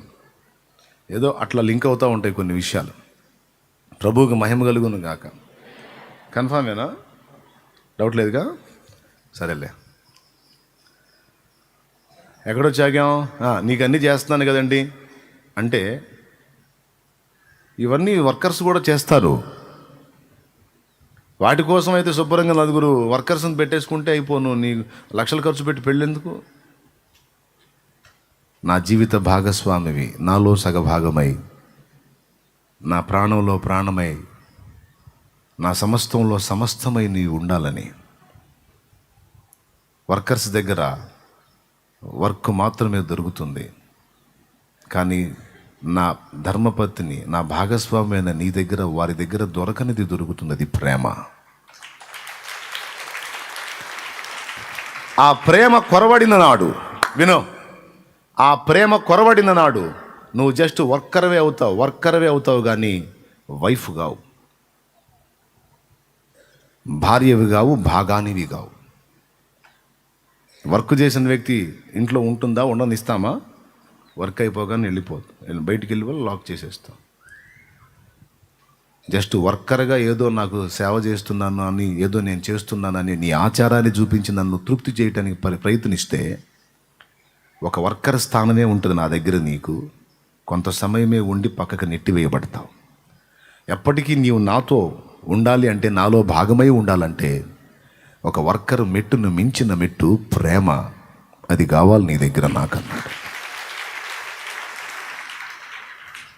ఎంతమందికి అర్థమైంది? ఏంటది?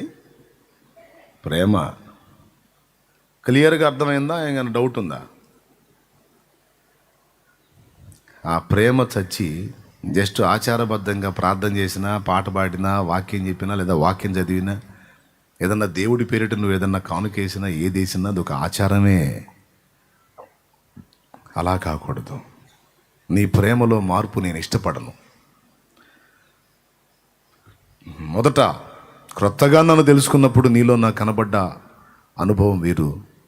అలవాటు అయ్యే కొద్దీ రాను జీవితం దొర్లే కొద్దీ నీలో నాకు కనబడుతున్న అనుభవం వేరు. ప్రారంభంలో నీవు నన్ను ప్రేమించి నా కొరకు ఎలా పరితపించావో, వైవాహిక ప్రేమ, నీ వైవాహిక ప్రేమను నేను జ్ఞాపకం చేసుకున్నాను అంటాడు ఒక చోట. ఆ ప్రారంభంలో ఉన్న ఆ ప్రేమలోని మాధుర్యం నీ దగ్గర నుండి నాకు నిరంతరం కావాలి. ఇది దేవుడు ఆశిస్తుంది. హల్లెలూయా. చూడండి, ప్రేమ కలిగి ఉండటం చిన్న విషయం కాదంటాడు కొరింథీ పత్రిక 14లో. 1 కొరింథీ. ప్రేమ నిలవరంగా ఉండదు, దాన్ని నిలవరంగా నిలవబెట్టాలి అంటాడు హెబ్రీ పత్రికలో. ప్రకటనలో ఆ ప్రేమ మిస్ అయిందంటే ఇక నువ్వు ఎన్ని కలిగి ఉన్నా అంతా బూసే అని తేల్చాడు. బ్లంట్గా చెప్తున్నా మీకు ఈజీగా ఎక్కడానికి. అంటే టోటల్గా ఈ ప్రేమ అనేది చిన్న విషయం కాదు. మొత్తానికి దేవభక్తి సాధనలో ఇది ఒక కీలకమైన అంశం అన్నమాట. Okay, right. దీనిలో 2 భాగాలు చెప్పాడు. 1 దేవుని ప్రేమించుట, 2 దేవుని పోలికగా పుట్టిన మనిషిని ప్రేమించుట. నీ సాటి మనిషిని నువ్వు ప్రేమించటం పరోక్షంగా దేవుని పోలికను ప్రేమించటమే. దేవుని పోలిక, దేవుని స్వరూపం కలిగి పుట్టిన మానవుడు దేవుని ప్రేమించటం, దేవునితో పాటు పొరుగువాన్ని ప్రేమించటం. ఈ 2 నెరవేర్చడానికి మనం జాగ్రత్త పడాలి. మనకున్న ఆజ్ఞలు పెద్ద ఎక్కువేం కాదు, 2. ప్రభు చెప్పాడు, నిజంగా మీరు నన్ను ప్రేమిస్తే ఈ 2 పక్కా మీరు ఫాలో అవుతారన్నాడు. నేను అప్పటి నుంచి ఇప్పటిదాకా, ప్రభువు రక్తంలో కడగబడినప్పటి నుంచి ఇప్పటిదాకా ఈ 2 సాధన చేయడానికి నా వంతు నేను ప్రయాసపడుతున్నా. ప్రభు నాకు ఇచ్చిన బిడ్డలుగా మీరున్నారు కనుక మీరు కూడా ఈ 2 సాధించడానికి మీ వంతు ప్రయాస మీరు పడాలి. Praise the Lord. హల్లెలూయా. భర్త భార్యని ప్రేమిస్తున్నాను అంటాడు. అమ్మాయి, నీకోసమే కదమ్మాయి నేను ఆ ఊరు తిరిగినా, ఈ ఊరు తిరిగినా, ఆ తిప్పలు పడ్డా, ఈ తిప్పలు పడ్డా. ఎవరి కోసం అమ్మాయి? నీకోసమేగా. నీకు ఏది తక్కువ కాకుండా చూసుకోవటానికేగా. కాబట్టి నెలకొకసారి నేను నిన్ను దర్శిస్తాను. ఎందుకు? నీకోసమే ఈ కష్టం అంతా అంటే భార్య ఏమంటుందో తెలుసా? పలావ్ వద్దండి, నాకు పలావ్ వద్దండి, పచ్చడి పెట్టండి, కానీ నాకు అందుబాటులో ఉండండి. స్తోత్రం. హల్లెలూయా. ఒక్కొక్క భర్త తిరుగుతూ ఉంటాడు సంచార జీవిలాగా. అదేంటంటే కష్టం సార్, బిడ్డల కోసం, భార్య కోసం, భార్య కోసం, బిడ్డల కోసం అని. అయ్యా, పరిగెత్తి నువ్వు 10 లక్షలు తెచ్చేది నిలబడి అందుబాటులో ఉండి వాళ్ళ బాధ్యతలు బాగోగులు చూసుకుంటా 10,000 తెచ్చిపెట్టి వాళ్ళకి.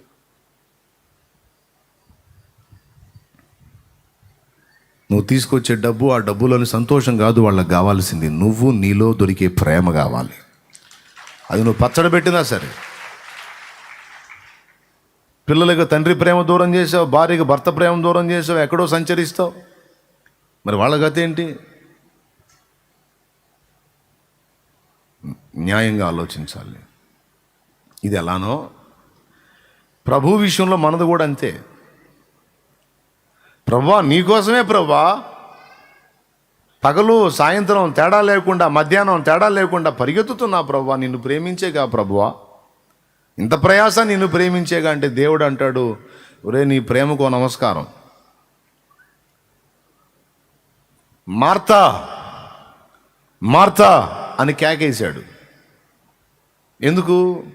వంటగదిలో ఉండి పనిచేసి ప్రయాసపడి కష్టపడి పాపం పొగ బాగా చుట్టేసినట్టుంది, ఊపిరాడకు బయటకు వచ్చి ఆ మరియను అరుస్తుంది. అయ్యా, ఆమె నీ దగ్గర కూర్చొని మీటింగ్ ఎంటుంది, బాగా చెబుతున్నావు, ఏం తింటా? తినొద్దా? తినొద్దా?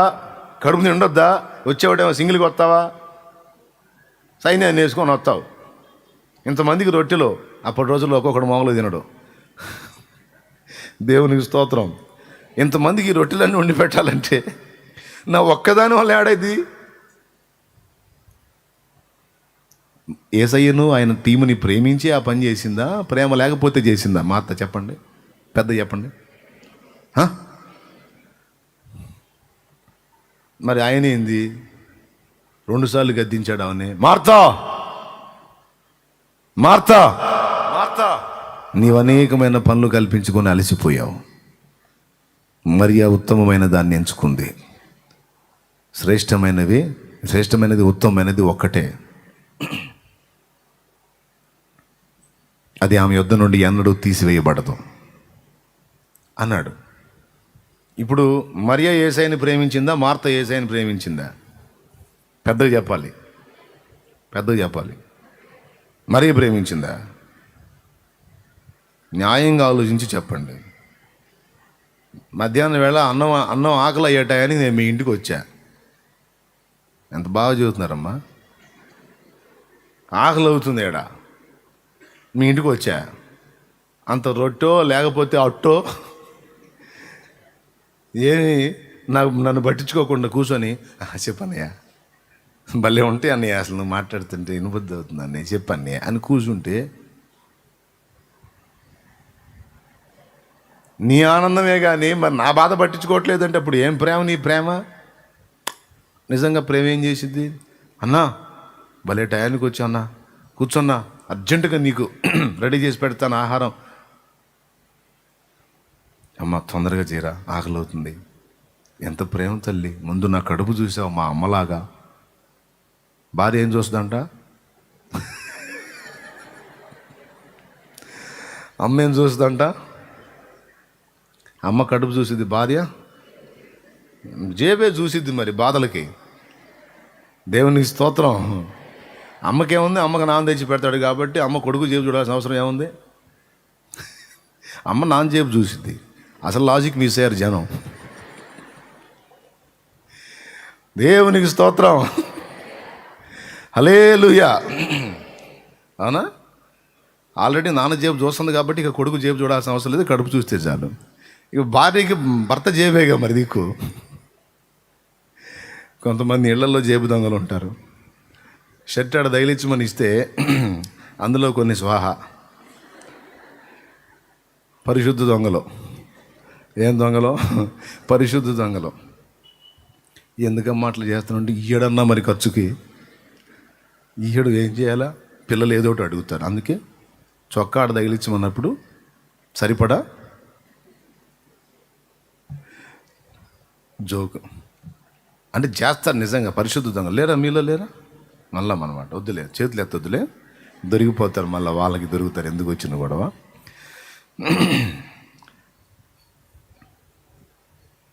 ఎక్కడో జాగావు. మరి ఏది ముఖ్యం? కడుపు చూడొద్దు. నిజమైన ప్రేమ ఏం చూసుద్ది? ఏమండి జూమ్లో ఉన్నారు, ఎవరన్నా లైవ్లో ఉన్నారు, కనపడుతున్నారు ఇప్పుడు జూమ్లో వాళ్ళు. ఏది ముఖ్యం? ఆకలి కొని ఇంటికి వచ్చిన వాడికి ముందు పట్టెడు ఆహారం, అది ప్రేమ అనిపించుకుంటుంది. ఇప్పుడు చెప్పండి, ఎవరు చూపించారు ప్రేమ? మీరెవరు? ఎవరిది ప్రేమ అన్నారు మీరు? మరియ ప్రేమ, మార్త ప్రేమ ఏందండి? ఏం చెప్పరు? అదే మాకు. అవును, నిజంగా మార్త ప్రేమించింది, ప్రభువుని ప్రేమించింది, ఆహ్వానించింది ఆమె. పాపం పొద్దంతా ఎక్కడెక్కడ తిరిగాడో ఏమో, మధ్యాహ్నానికి చేరుతున్నాడు, అర్జెంటుగా ఆహారం వండి పెట్టాలనుకుని పాపం కష్టపడి ఆయన కడుపు చూసి ఆహారం పెడదాం అనుకుంది ఆమె.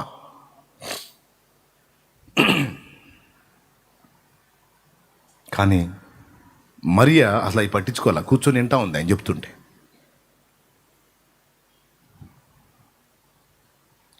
విషయం ఏంటంటే మార్త మరియ ఇద్దరు రైటే. మనం ఈ 2 అనుభవాలు కలిగి ఉండాలి. మార్త మరియ ఈ 2 అనుభవాలు కలిగి ఉంటేనే మనం పరిపూర్ణత. అంటే యేసు కోసం ప్రయాసపడటం ఎంత ముఖ్యమో, యేసుతో కలిసి ఆయనతో సహవాసం చేయటం, ఆయనతో సహజీవనం చేయటం, ఆయనను ప్రేమించి ఆయన సన్నిధిని వెతకటం, దానికోసం సమయాన్ని కేటాయించటం, దాని విషయంలో ఆసక్తి కలిగి ఉండటం, ఆకలి కలిగి ఉండటం రెండు అవసరమే. యేసు కోసం జీవితం, యేసుతో జీవితం. మార్త యేసు కోసం జీవితానికి సాదృశ్యం, మరియా యేసుతో జీవితానికి సాదృశ్యం. ఇద్దరూ కలిసిందే సంపూర్ణం.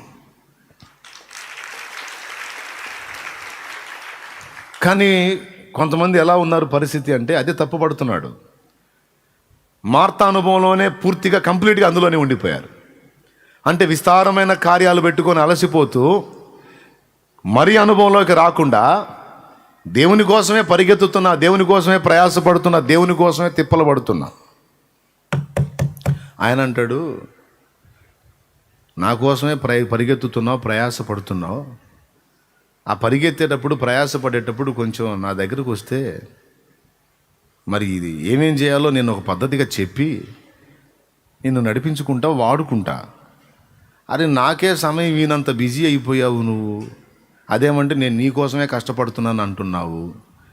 మరి బాబు, నువ్వు కష్టపడి నువ్వు నా కోసం ఏదో సాధించేది నీ తలకాయ, ముందు నా దగ్గర కూర్చోయ్యా అంటాడు ఆయన. కాసేపు ఉండురా నా దగ్గర ప్రశాంతంగా, తర్వాత చేద్దు గందా, ముందురా నాకు అందుబాటులోకి రమ్మంటాడు ఆయన.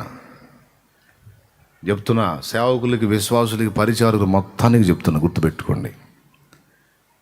నువ్వు ఎంత పని చేయి, ఎంత పరిచర్య చేయి, సగమే తృప్తి దేవునికి. అది దేవునితో కలుసుకొని దేవునితో గడుపుతూ చెయ్యి. దేవుని ప్రేమించి, దేవుని సన్నిధిని వెతికి, దేవునితో మనసారా మాట్లాడుకుంటూ, దేవుని ఆత్మలో ఆరాధించుకుంటూ, దేవుని ఒంటరిగా కలుసుకొని, దేవుని తృప్తికరంగా మహిమపరుచుకుంటూ, దేవుని ప్రేమించుకుంటూ చెయ్యి. అది దేవునికి తృప్తి కలిగిస్తుంది. ఇంకా చెప్పాలంటే అసలు ముందు చేయాల్సింది ఇది, తర్వాత చేయాల్సింది అది. ముందు మరియా, తర్వాత మార్త. కొంతమంది ముందు మార్తలు అవుతున్నారు, ఎగ్దం మార్తలు అయిపోతున్నారు. అవసరమే, కానీ అంతకంటే ముందు ఒక పని చేయాలి మార్త. ఇప్పుడు ఆయన వచ్చాడు, దారిలో తినొచ్చాడో తినకుండా వచ్చాడో తెలియదు. లేకపోతే తినాలనుకుంటే ఏం తినాలనిపిస్తుందో, ఏం తినొద్దనిపిస్తుందో మార్తకు తెలియదు. ఆయన చూసింది, ఆహ్వానించింది, కూర్చోబెట్టింది, గదిలోకి వెళ్ళింది. ఇక్కడ ప్రభు కడుపు నింపడానికి తన చిత్తానుసారమైన వంటను సిద్ధం చేస్తుంది. అది కాదు కదా, ప్రభు దగ్గరికి వచ్చి ముందు ప్రభువుని అడగాలి. ఆ పని మరియ కూర్చున్న చూడు, ముందు ప్రభువుని కలుసుకోవాలి. ప్రభువా, మరి ఈవేళ వచ్చారు, ఇంతమందితో వచ్చారు, ఏదన్నంత ఆహారం సిద్ధపరుద్దామని అనుకుంటున్నాను, మీరేం తింటారు, మీ చిత్తం ఏమిటి అని అడగాలి. ప్రైజ్ ది లార్డ్, హల్లెలూయా. ఇప్పుడు నాకు ఎసిడిటీ ఉంది అనుకుందాం, గ్యాస్ ట్రబుల్ సమస్య ఉంది అనుకుందాం. నేను మీ ఇంటికి వచ్చాను, బాగా చికెన్లో బాగా నూనె పోసి, ఏంది నూనె ఆ తెట్టెలు ఆవుతున్న పైకి తేలేటట్టు రెడీ చేసి, బాగా నూనె పోసి, నెయ్యి పోసి, పలావ్ వండి, ఈ రెండంతల నూనె అభిషేకం పొందిన ఆ పలావునను ఈ కూరని తీసుకొచ్చి నా ముందు పెట్టి, మీరు తినకపోతే నేను ఊరుకోనా అంటే నేనేం చేయాలా? నీ ఆనందం కోసం నేను తిన్నాను అనుకో, ఇంటికి వచ్చి అడ్డం పడాలి. ఎందుకంటే అంత నూనె తినకూడదు. నువ్వేమో నన్ను చూడంగానే ఆంతున్న కిచెన్లో దూరి అన్నీ రెడీ చేసి తీసుకొచ్చి నా ముందు పెట్టావు. ఇప్పుడు నాకు అగసాట్లేగా, బాధేగా. అది ప్రేమ ఏమో కానీ ముందు అదొక సైకోయిజం అయింది. అవునా కాదా? కొంతమంది అల్లాడిచ్చారు, అందుకే గృహ దర్శనానికి వెళ్ళాలంటే భయం నాకు. అప్పటికి 2 చోట్ల తినుంటా నేను. మళ్ళీ 3వ చోటకు పోయినప్పుడు రెడీ చేసి పెట్టి, కనీసం అంతన్నా తినవా అన్నా? సరేలే అన్న, మా దగ్గర ఎందుకు తింటారు అంటే ఏం చేయాలా? ఎక్కడ తిన్నా అదేగా, మళ్ళా తిని అది బయట హింస కదా. కాబట్టి అసలు పద్ధతి ఏంటంటే, అన్న తినొచ్చాడో తినలేదు. డైరెక్ట్గా అన్న భోంచేస్తావా అనకుండా, అన్న ఆహారం సిద్ధపరిచాను, కొంచెం ఉంది, ఇంకా సిద్ధపరుస్తాను, మీరు కొంచెం తింటే బాగుంటుందేమో అడగాలి. ప్రభువు దగ్గరికి వచ్చి అసలు ఆయన ఎందుకు వచ్చాడో, ఆయన ఏం ఆశిస్తున్నాడో, ఒకవేళ తింటే ఏ పదార్థం తినాలనుకుంటున్నాడో, రొట్టె తింటాడో, లేదా అంత పండు తింటాడో, లేకపోతే అసలు ఏమొద్దమ్మా ఈరోజు నేను ఉపవాసం ఉన్నాను అంటాడో తెలుసుకోవాలి కదా. తెలుసుకోవాలంటే ముందు ఆయనకి అందుబాటులోకి వెళ్ళాలి కదా. నీకోసమే ప్రభువా ఈ కష్టాలన్నీ అన్నట్టు నువ్వు ఏదో కిచెన్లో దూరితే ఎట్లా కుదురుతుంది? దేనికి పోలీసు చెప్తున్నానంటే, ఈరోజు సేవ కావచ్చు, పరిచర్య కావచ్చు, ప్రభు కోసం ప్రయాస ఏదైనా కావచ్చు, ప్రభువుకు దూరమైన నువ్వు చేసేది గొప్పది కాదు. ప్రభువుతో కలిసి నడుస్తూ, ప్రభువుతో సహజీవనం చేస్తూ, ప్రభువుని ఏకాంతంలో కలుసుకుంటూ, ఆయన్ని ప్రేమించి, ఆయన్ని ఆరాధించి, ముందు ఆయనతో నీ సహవాసంలో సంతృప్తిని కలిగించి, ఆ తర్వాత ఆయన పనికి నువ్వు వెళ్ళు. గట్టిగా స్తోత్రం చెప్తారా? గట్టిగా చెప్తారా? ఇది భక్తులు చేసింది, యేసయ్య చేసింది కూడా అదే. తండ్రితో సహవాసం చేశాడు కొంత సమయం, తండ్రితో సహవాసం చేశాడు, తండ్రితో గడిపాడు, తండ్రి ఇష్టాయిష్టాలు తెలుసుకున్నాడు, తండ్రి నడిపింపులు తెలుసుకున్నాడు, తండ్రికి అందుబాటులో ఉన్నాడు, తండ్రిని మహిమపరిచాడు, తండ్రికి కృతజ్ఞతలు చెప్పాడు, తండ్రిని ప్రస్తుతించాడు, ప్రశంసించాడు, తండ్రి చిత్తం నెరవేర్చని కదిలాడు. భార్యాభర్తల్లో లోపించింది ఏందో చెప్పనా? ప్రారంభంలో భార్య నుండి భర్తకు మంచి ప్రశంస లభించవచ్చు. చిన్నదానికి పెద్దదానికి ఆయనను ఘనపరిచి మాట్లాడుతుంది, ప్రయాసను గుర్తించి మాట్లాడుతుంది. కాలం గడిచే కొద్దీ ఏడిచావులే అన్నట్లుగా అయిపోతుంది. అర్థమైందా? భర్త కోసం అన్నీ చేస్తుంది, కానీ ఫస్ట్కి ఇప్పటికి వ్యత్యాసం చెప్పనా? కష్టపడి ఇంటికి వచ్చాడు అనుకో, బాగా అలసిపోయినట్టున్నారుగా,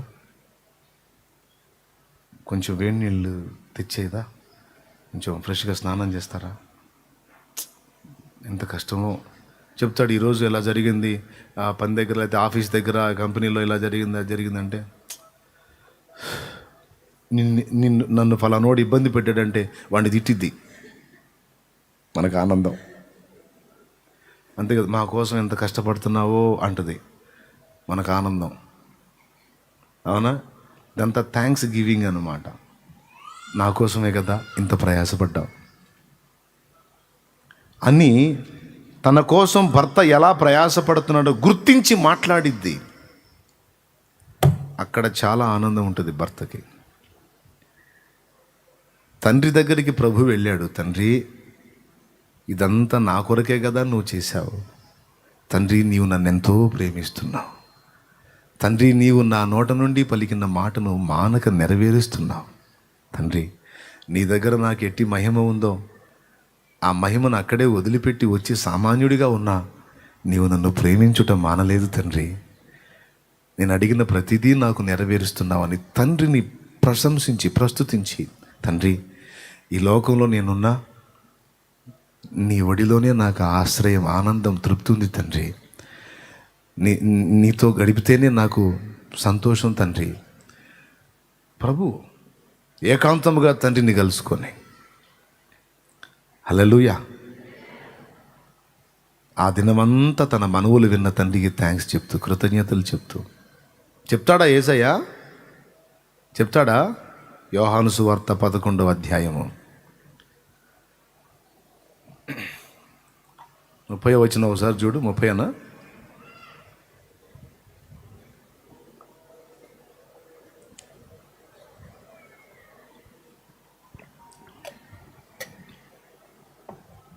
11:30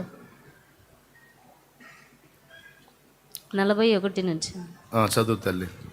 30లో కన్నీళ్ళు విడిచిరు ఉన్నదా అమ్మా? యోహాను సువార్త 11వ అధ్యాయము విడిచెను 41 నుంచి ఉంది. చదువు తల్లి. అంతటి వారు 41 చదువు చాలు. అంతటి వారు ఆ రాయి తీసివేసిరి. యేసు కన్నులు పైకెత్తి, తండ్రి, నీవు నా మనవి వినినందుకు నీకు కృతజ్ఞతాస్తుతులు చెల్లించుచున్నాను. 30లోనేమో ఆయన అక్కడికి వెళ్ళటం, వాళ్ళు ఆమె ఏడుస్తూ ఆయన ఎదుర్కోవటం, ఇవన్నీ సన్నివేశం స్టార్ట్ అయ్యింది అక్కడి నుంచి. 41కి వచ్చేటప్పటికి తండ్రికి కృతజ్ఞతలు చెప్తున్నాడు. చూడు, చెప్పాడా లేదా? కృతజ్ఞతలు చెప్పాడా లేదా? థ్యాంక్స్ చెప్పాడా లేదా? ఏమని చెప్పాడు? మళ్ళీ ఒకసారి క్లియర్గా చదువు. యేసు కన్నులు పైకెత్తి, తండ్రి, నీవు నా మనవి వినినందున నీకు కృతజ్ఞతాస్తుతులు చెల్లించుచున్నాను. నీవు ఎల్లప్పుడూ నా మనవి వినుచున్నావని నేను ఎరుగుదును గాని నీవు నన్ను పంపితమని చుట్టూ నిలిచియున్న ఈ జన సమూహము నమ్మునట్లు వారి నిమిత్తమై ఈ మాట చెప్పితిన నేను. దేవునికి స్తోత్రం కలుగును గాక. ఓపెన్గా ఎందుకు ఇలా నేను చెప్పాను? వాస్తవంగా ఆయన పర్సనల్గా చెప్తాడు తండ్రికి థ్యాంక్స్. ప్రతి దినము ఆయన తండ్రిని కలుసుకునే ఘట్టం ఒకటి ఉంటుంది, టైం ఒకటి ఉంటుంది. ఆ టైంలో వీళ్ళు ఆయన చేసేది ఏంటో తెలుసా? తన కోసం తండ్రి ఏమేమి చేశాడో వాటన్నిటిని బట్టి తండ్రిని ఘనపరిచి, గౌరవించి, సన్మానించి, పొగడి మాట్లాడతాడు, మహిమపరుస్తాడు.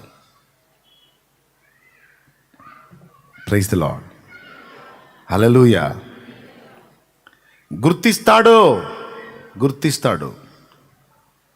గుర్తించి ఆయన చేసిన కార్యాలన్నిటిని గురించి ప్రస్తుతించి మాట్లాడడానికి కొంత టైం కేటాయించి వాటన్నిటిని బట్టి కృతజ్ఞత చెప్తాడు.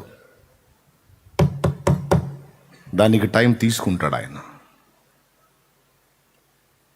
భార్య భర్త జీవిత తొలి దినాలు ఇదే నడుస్తుంది. భార్యను భర్త గుర్తిస్తాడు, భర్తను భార్య గుర్తిస్తుంది. ఇక్కడ గమనించాల్సింది ఏంటంటే, ఎఫెసు సంఘానికి భర్త అయి ఉన్న ప్రభు ఆమెను గుర్తించాడు. నీ కష్టమును, నీ క్రియలను, నీ సహనమును, నీ ఎరుగుదును, నువ్వు ఇలా చేసావు, అలా చేసావు, అది ఇదని గుర్తించి, ప్రశంసించి మాట్లాడాడు. నేను నీ విషయంలో అన్ని గుర్తిస్తున్నాను, అన్ని విషయాల్లో నిన్ను ప్రోత్సహిస్తున్నాను, ప్రశంసించి మాట్లాడుతున్నాను. నేను చేయాల్సినది ఏది నీకు తక్కువ చేయట్లేదు, కానీ నీ నుండి రావాల్సినది నాకు రావట్లేదు అంటున్నాడు దేవుడు. ఏమిటి? ప్రేమ ఏం చేస్తుంది? అవతలి వ్యక్తి మన కోసం పడుతున్న ప్రయాసను గుర్తిస్తుంది. నేను ఈ మొక్క చెబుతుంటే కొంతమందికి ఎక్కట్లా. చాలా కుటుంబాల్లో దరిద్రం పోవటానికి, కలతలు పోవటానికి, కొట్లాట్లు పోవటానికి ఈ ఒక్క పాయింట్ని సరిగ్గా మైండ్కి ఎక్కించుకొని వ్యవహరిస్తే చాలు, గొప్ప సమాధానం ఉంటుంది. దినమంతా వెట్టి చాకిరీ చేసి నీ ఇంటికి చేరుతున్న నీ భర్తను గుర్తించి నువ్వు మాట్లాడు, సన్మానించి మాట్లాడు, ప్రశంసించి మాట్లాడు. ఆయన ప్రయాసని నువ్వు వర్ణించు. అతడు నీ కోసం త్యాగం చేస్తున్నాడని గుర్తించి నువ్వు మాట్లాడు. ఆయన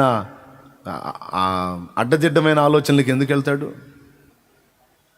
ఏ పనికిమాలినోడో తప్ప దాదాపు 60% వేరే రూట్లోకి వెళ్ళే అవకాశమే లేదు. ఎందుకంటే ఒక భర్తగా తాను ఆశించేది ఏదో నీ దగ్గర తనకి దొరుకుతుంది. ఆ గుర్తింపు, ఆ ప్రశంస, ఆ ప్రోత్సాహం, ఆ కృతజ్ఞత నీ దగ్గర కనబడినప్పుడు అది పెద్ద ఆకర్షణగా ఉంటుంది. భార్యను కూడా ఆమె ప్రయాసను గుర్తించు. ప్రభు ఎట్లా గుర్తిస్తున్నాడు మనల్ని, అట్లా నువ్వు భార్యను గుర్తించు, ప్రశంసించి మాట్లాడు. ఆమె దగ్గర నీకు ప్రత్యేకమైన ప్రేమ లభిస్తుంది. ఇద్దరూ గుర్తించాలి, ఇద్దరూ ప్రశంసించాలి. ఇది వివాహమైన తొలినాళ్ళలో జరిగేది. ఒకరి ప్రయాసను ఒకరు గుర్తించి కృతజ్ఞతాపూర్వకంగా వ్యవహరిస్తారు, కృతజ్ఞత చెబుతారు. అది ఎంతో సంతోషాన్ని కలిగిస్తుంది. ప్రశంసపూర్వకంగా ఉంటారు, ప్రశంసిస్తారు. కృతజ్ఞతాస్తుతులు చెల్లించుట యందు విస్తరించాలి అన్నాడు పౌలు మహనీయుడు. ఏంటో తెలుసా? అది ఇదే. యేసయ్య సైతం తండ్రి దగ్గర కూర్చొని టైం కేటాయించి ప్రత్యేకంగా ఆయన తండ్రిని ప్రశంసించడానికి కొంత టైం తీసుకున్నాడు.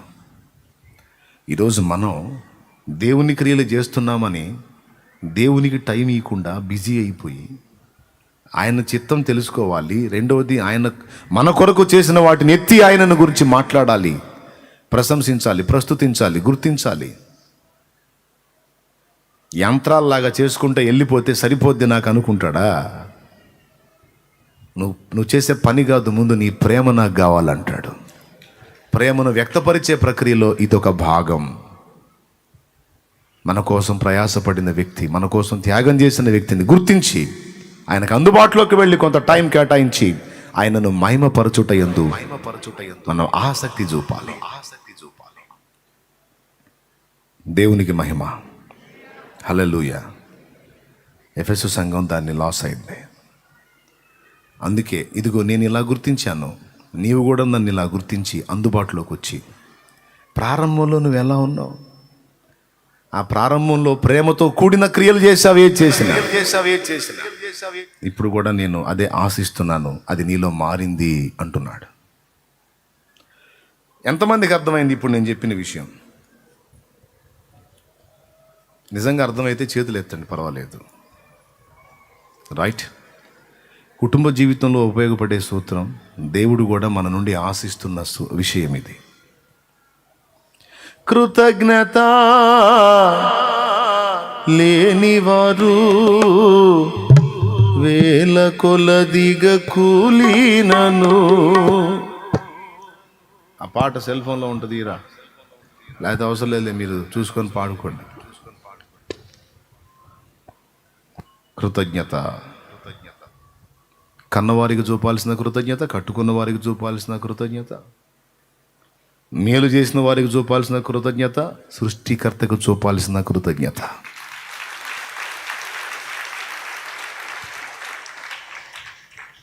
అది ప్రేమ దీనిని వ్యక్తపరుస్తుంది. ప్రారంభంలో అన్ని గుర్తించి ప్రశంసించి మాట్లాడే భార్య కొంతకాలం గడిచిన తర్వాత దాన్ని పక్కన పెట్టి ఇక మిగిలినవి అన్నీ చేస్తుంది. చాలా కుటుంబాల్లో నేను చెప్పినట్లు ఇదే జరుగుతుంది. రేరుగా ఎక్కడన్నా ఒక కుటుంబంలో మాత్రం ఆ ప్రేమ కంటిన్యూ అవుతానే ఉంటుంది. అంటే భార్య ఎప్పటికీ భర్తను గుర్తిస్తానే ఉంటుంది. అలాంటి కుటుంబాలు మాత్రం వేళ్ల మీద లెక్క పెట్టవచ్చు, చాలా తక్కువ. ఆయన ప్రేమిస్తే మేము కూడా ప్రేమిస్తాం అంటారు వెటకారంగా. ఆయన చేస్తే మేము కూడా చేస్తాం అంటారు. నీ దరిద్రం అంతే, నీ కర్మ అంతే, నీ బతుకంత అంతే, తెల్లరిది సాగు అంతే అనాలనిపించింది నాకు. అది చేస్తే మేము చేస్తాం, ఏదైతే మేము చేస్తాం. పిచ్చి మొహం. ఆయన చేస్తే నువ్వు చేసేది ఏంది, ఆమె చేస్తే నువ్వు చేసేది ఏంది? నీ వంతు నువ్వు చూపించు, నీ వంతు నువ్వు చూపించు. ముఖ్యంగా దేవుడి విషయంలో మాత్రం ఇది గుర్తుపెట్టుకోండి, please please please. The serious matter. దేవుని కోసం ప్రయాసపడుతున్నాం, మంచిదే, కానీ దేవుని కలుసుకో, ప్రభు చిత్తం ఏంటో తెలుసుకో. ఇంతవరకు ఎన్ని చేశాడో కార్యాలు, వాటన్నిటిని తలపోసి తలపోసి తలపోసి ఆయనను ఘనపరిచి మాట్లాడు, ప్రశంసించి మాట్లాడు, ప్రస్తుతించు. స్తుతి అంటే ఏంది? స్తుతి స్తోత్రం, స్తుతి స్తోత్రం, స్తుతి స్తోత్రం, స్తుతి స్తోత్రం, స్తుతి స్తోత్రం అనే మంత్రాలు చదవడం అనుకున్నారా? స్తుతించడం అంటే ఏంటి? కార్యాలను తలపోసి తలపోసి తలపోసి తలపోసి మాట్లాడటం. హల్లెలూయా. ఎన్నికలేని నన్ను ప్రేమించి లోకము నుండి నన్ను వేరు చేసి, ఎన్నికలేని నన్ను ప్రేమించి లోకము నుండి నన్ను వేరు చేసి, నీ సన్నిధిలో నీ కౌగిలిలో, నీ సన్నిధిలో నీ కౌగిలిలో నిత్యము నిలువగా పిలిచావు. మలిన బ్రతుకును నూతన పరచి, మలిన బ్రతుకును నూతన పరచి, పరిమళ సువాసనగా నన్ను మార్చినావు. హల్లెలూయా యేసయ్యా. వేసావు నీ ప్రేమతో నన్నే నన్నిలా జత కలిసావు లోకాన్ని మరిచేంతలా పెనవేశావు నీ ప్రేమతో నన్నిలా జత కలిసావు లోకాన్ని మరిచేంతలా దేనోళ్ళ కొనియాడినా నా ఆశయే తీరదే నిన్నెంత కనపరచినా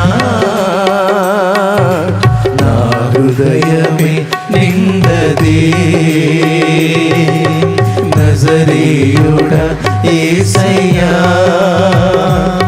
నీ స్తుతి తప్ప ఆనందమే లేదుగా నా స్థితి మార్చినది స్తోత్ర నిధియే కదా నీ స్తుతి తప్ప ఆనందమే లేదుగా నా స్థితి మార్చినది స్తోత్ర నిధియే కదా వేణోళ్ళ కొనియాడినా నా ఆశయే తీరదే నిన్నెంత కనపరచినా నా హృదయమే నిండదే. దేవునికి మహిమ. దేవుణ్ణి ప్రేమించి ఆయన కృపలను జ్ఞాపకం చేసుకొని కృతజ్ఞత చెబుతూ ఆ కృతజ్ఞతాబుద్ధిని అంతరంగంలో కలిగి ఉండి చేసే ప్రార్థనైనా ఆరాధనైనా సువార్త పరిచర్య అయినా సేవ అయినా దేవునికి ఇంపైన సువాసన.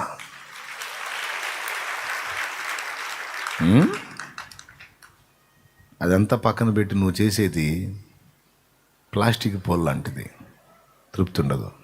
అందుకే అన్నీ చెప్పి కూడా చాలా తిప్పలు పడుతున్నారో బాబు ఎఫ్ఎస్లో ఉన్న సంఘదూత, కానీ అసలైంది లేదు నాన్న. ప్రేమ కృతజ్ఞత పుట్టిస్తుంది, కృతజ్ఞత వ్యక్తపరుస్తుంది. ప్రేమ ప్రభువే తండ్రికి కృతజ్ఞతలు చెప్పడానికి టైం కేటాయించాడంటే, మీకు ఒక రహస్యం చెప్పను. ఇంకొకటి, దావీదంటే దేవునికి స్పెషల్గా ఎందుకు ఇష్టమో తెలుసా? దావీదు దగ్గర ఉంది ఆ బుద్ధి. ఎంత తలపోసి మాట్లాడతాడో తెలుసా దేవుణ్ణి?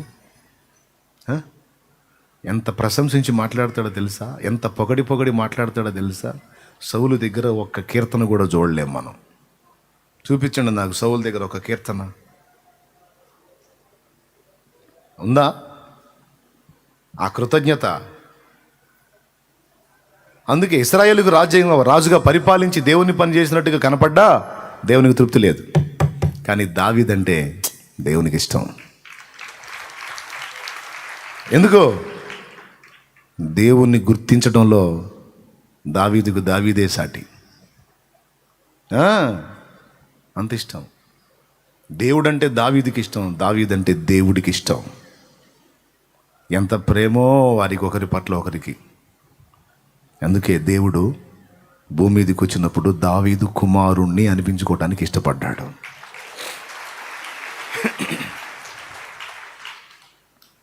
పాట ఎత్తుకుంటే ఒళ్ళు పులకరేస్తుంది. దావీదు కుమారుడా నన్ను దాటిపోక. దావీదు మనిషి, కుమారుడు అనిపించుకున్న వాడేమో సమస్తాన్ని నిర్మించిన సృష్టికర్త. అసలు ఎలా సాధ్యం? నాకిష్టమైంది నీకేంది అంటాడు ఆయన. ఎవరో నా దావీదురా, నాకు ఇష్టం, నీకేంది? ఏంటి దావీదు స్పెషల్ ఏంటి? పిచ్చి దేవుడు అంటే పిచ్చి. హల్లెలూయా.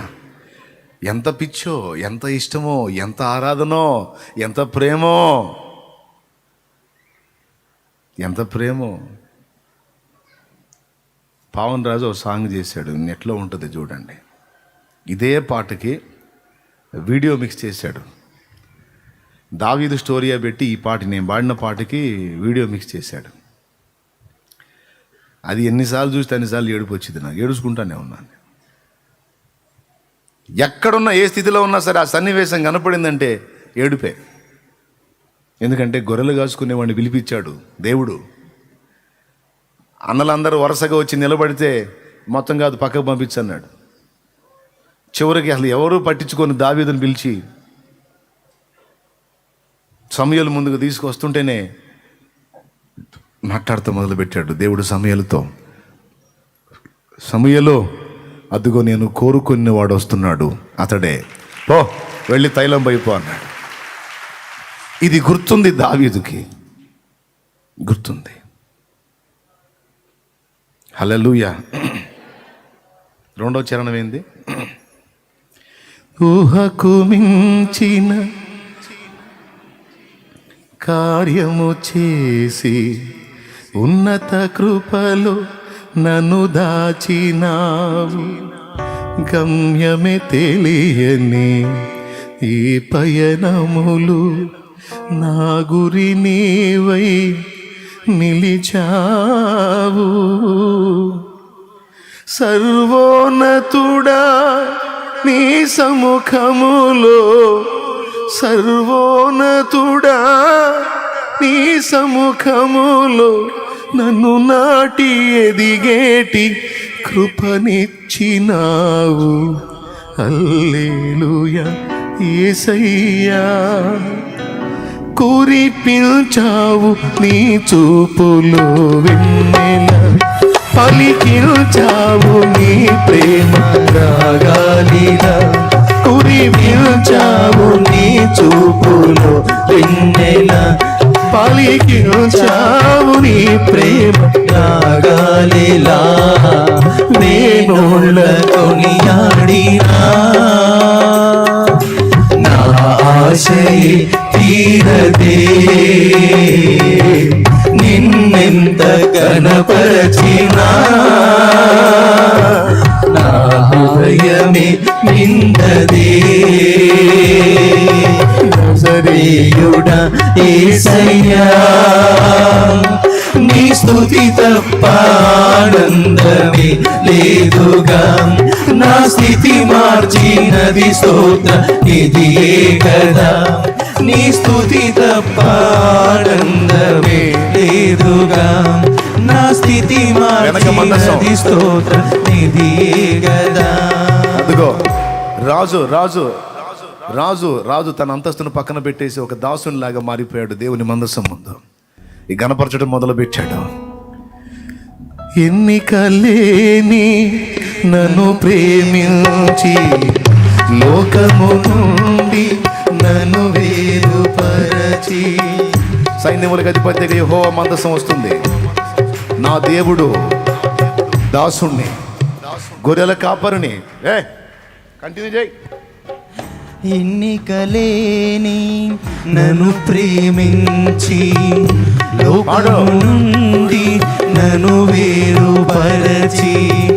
నీ సన్నిధిలో నీ కౌగిలిలో, నీ సన్నిధిలో రాజు తన అంతస్తును వదిలిపెట్టేశాడు. ఒక దాసుడుగా, ఒక బానిసలాగా రాజవస్త్రాలు తీసేసి మలిన దేవుని ముందు ఇశ్రాయేలు సర్వ సమాజం ఏమనుకుంటుందో పక్కన పెట్టేశాడు. నా దేవుడు, నన్ను హెచ్చించిన నా దేవుడు, నన్ను కనపరిచిన నా దేవుడు, నా సహోదరులు ఎదుట నన్ను కోరుకుని నా దేవుడు, ఆయనకు స్తుతి కృతజ్ఞత. హల్లెలూయా. వేశావు నీ ప్రేమ. కనపరచని నా దేవుణ్ణి, మహిమపరచని నా ప్రభుని. నా ప్రభు నా కొరకు గొప్ప కార్యాలు చేశాడు. ఆయనకు స్తుతి, ఆయనకు కృతజ్ఞత స్తోత్రాలు. హల్లెలూయా. జత కలిసావు లోకాన్ని మరిచేంతలా. వేణోళ్ళ కొనియాడినా నా ఆశయే తీరదే. నిన్నెంత కనపరచినా నా హృదయమే నిండదే. నజరేయుడా యేసయ్యా, ఆనందమే లేదుగా. నా స్థితి మార్చినది స్తోత్ర నిధియే కదా. నీ స్తుతి తప్ప ఆనందమే లేదుగా. నా స్థితి మార్చినది స్తోత్ర నిధియే కదా. నీ స్తుతి తప్ప ఆనందమే లేదుగా. నా స్థితి మార్చినది స్తోత్ర నిధియే కదా. ప్రతిదినం దేవుని చేరాలి. నీ గతాన్ని గుర్తు చేసుకోవాలి, నీ ఆరంభాన్ని గుర్తు చేసుకోవాలి. ఏ పరిస్థితుల్లోంచి ఆయన నిన్ను బయటికి తీసుకొచ్చాడు అది గుర్తు. వాడు ఆ వేస్తాడేమని చూస్తున్నాను, అది చేయట్లే పని.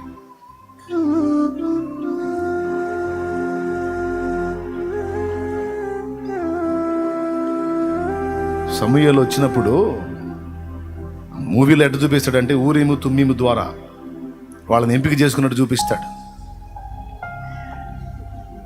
అందరినీ పెద్దోడు వస్తాడు, రెండోవాడు వస్తాడు, మూడోవాడు నవ్వుకుంటూ నిలబడతాడు. పెద్ద వీళ్ళని కోరుకుంటాడు అనుకుంటున్నారు, వీళ్ళు కాదు నేను అని వాడిపోయి నిలబడతాడు. ఆయన కూడా పక్కకు పంపిస్తాడు. చివరికి వచ్చిన వాళ్ళందరినీ పక్కకు పంపిస్తాడు. యెషయా ఆశ్చర్యపోతాడు, ఏంటయ్యా ఎవరిని కోరుకున్నాడు? యెషయి, వీరేనా ఇంకా నీకు కుమారులు ఎవరన్నా ఉన్నారా అంటే, ఇంకా కడసారి వాడు ఉన్నాడు కానీ వాడు చిన్నోడు, గొర్రెలకు పంపించానట. పిలవయా పోయి దావీదు గొర్రెల దగ్గర ఉంటే కబురు పెడతారు. ప్రవక్త అయిన సమూయేలు వచ్చాడు, మీ తండ్రి నిన్ను పిలుస్తున్నాడు, ఏదో పని ఉందంటే పరిగెత్తుకుంటూ వస్తాడు. పరిగెత్తుకుంటూ వస్తే అల్లంత దూరంలో ఉండగానే దేవుడు మాట్లాడతాడు. దావీదు దగ్గర రాగానే తన చేతులను ఊరీము తుమ్మీము ద్వారా అక్కడ దావీదు ముఖం ఎప్పుడైతే అందుబాటులోకి వచ్చిందో అది ప్రకాశిస్తుంది, వెలుగు. మూవీలో అట్ట చూపించాడు, కానీ సమూయేలుతో దేవుడు మాట్లాడాడు డైరెక్ట్గా, నేను కోరుకున్న వాడితడే అని. ఒక్కసారి ఊహించండి.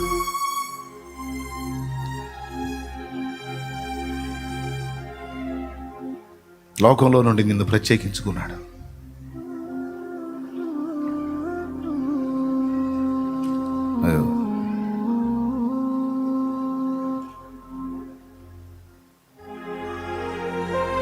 అన్నోళ్ళందరినీ పక్కన నిలబెట్టి తనని ఘనపరిచిన దేవునికి కృతజ్ఞత జీవితాంతం చెప్తానే ఉన్నాడు దావీదు.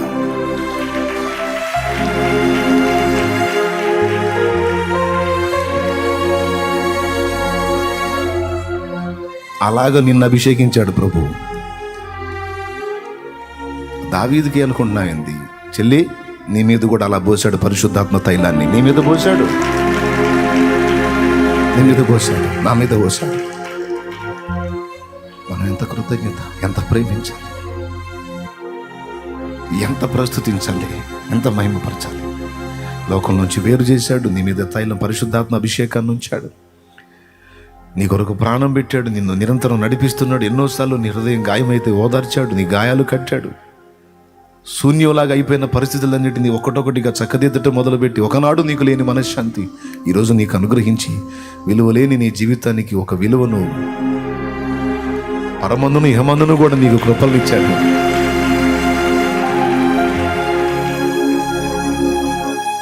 అంతేకాదు, నువ్వు పూనుకున్న కార్యాన్ని సఫలం చేశాడు ఆయన. కొన్ని పనులకు నువ్వు పూనుకుంటే ఫెయిల్ అవుతావని ఎదురు చూశారు కొంతమంది. నీ పని అయిపోయిద్దని ఎదురు చూశారు. నువ్వు బోర్ల పడతావని ఎదురు చూశారు. నువ్వు అవమానం పాలవుతావని ఎదురు చూశారు. కానీ వాళ్ళందరూ అలా అనుకుంటుండగా వాళ్ళు అక్కడే ఉంచి నీ కార్యాన్ని నీ పక్షంగా సఫలం చేసి నీ తల ఎత్తాడు ఆయన. లేదా అనుభవం లేదా? హల్లెలూయా, హల్లెలూయా. ఎందుకు నువ్వు వాటిని గుర్తించి మాట్లాడకూడదు? ఎందుకు వాటిని ఎత్తిపట్టి మాట్లాడకూడదు? ఎందుకు వాటిని బట్టి నువ్వు దేవుని సమీపంగా ప్రేమించకూడదు?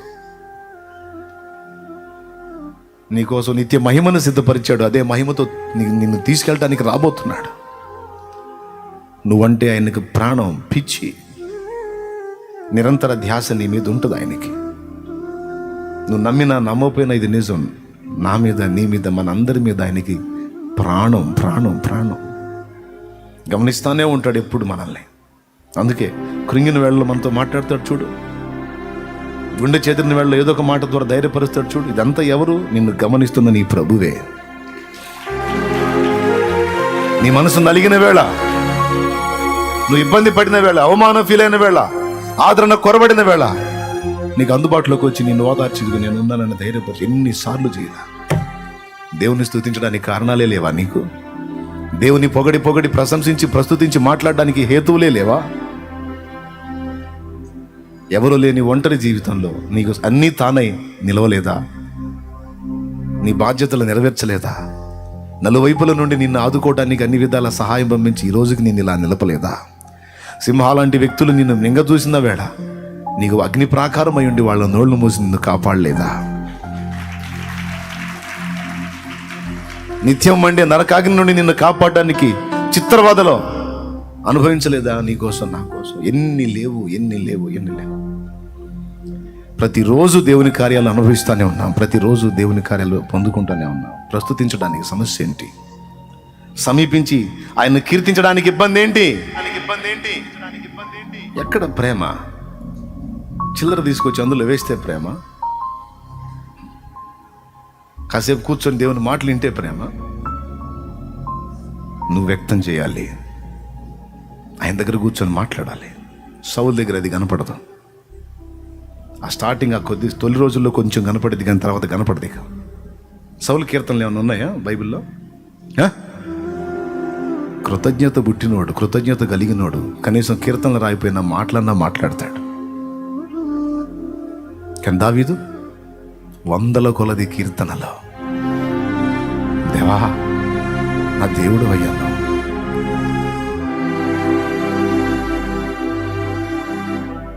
కోరుకోలే దేవుడు నేను పో. రెండోవాడు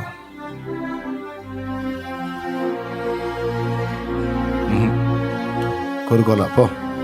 మూడోవాడు నవ్వుతున్నాడు చూడు, మిమ్మల్ని కాదు నన్ను రా అని.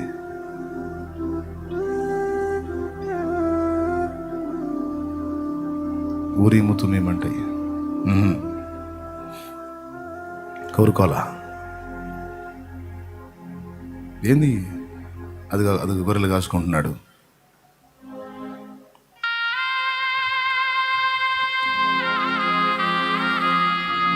దావీదుని కబురు పెట్టాడు, అది వస్తున్నాడు. బైబిల్లో రియల్ స్టోరీ, ఇది నిజంగా జరిగిన సన్నివేశం. అద్దుగా వెలిగింది, దేవుని స్తోత్రం వెలిగింది. హల్లెలూయా.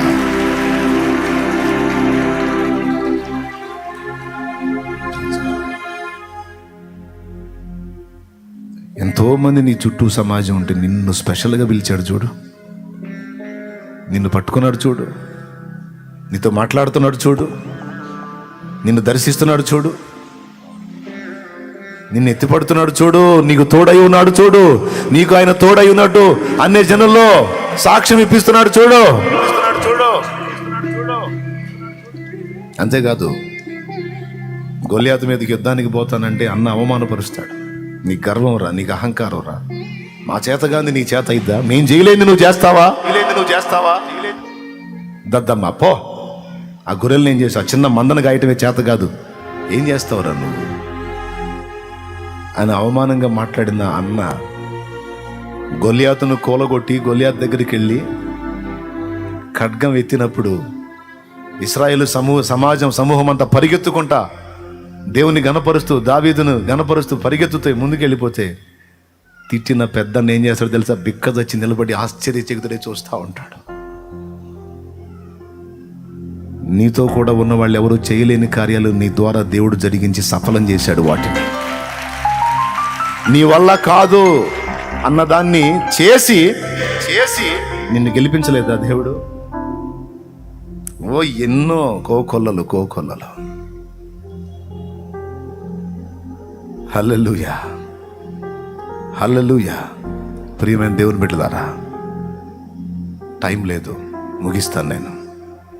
ప్రేమ, దేవుని ప్రేమించడానికి కారణాలు చాలా ఉన్నాయి. దేవుడు మనల్ని ప్రేమించడానికే కారణాలు లేవు, ఏ మంచి లేదు, కానీ కన్నాడు, సృష్టించాడు, అందుకే ప్రేమ. దేవునికి మహిమ. ఇప్పుడు ఏమర్థమైంది మీకు? దేవుని మహింపరచడానికి కారణాలు ఏమి లేవా? నీకు ఉన్నాయా? ఉంటే చెప్పు. ఉన్నాయన్నా అంటే చెయ్యొద్దు. ఉన్నాయా? కారణాలు ఉన్నాయా? లేవా?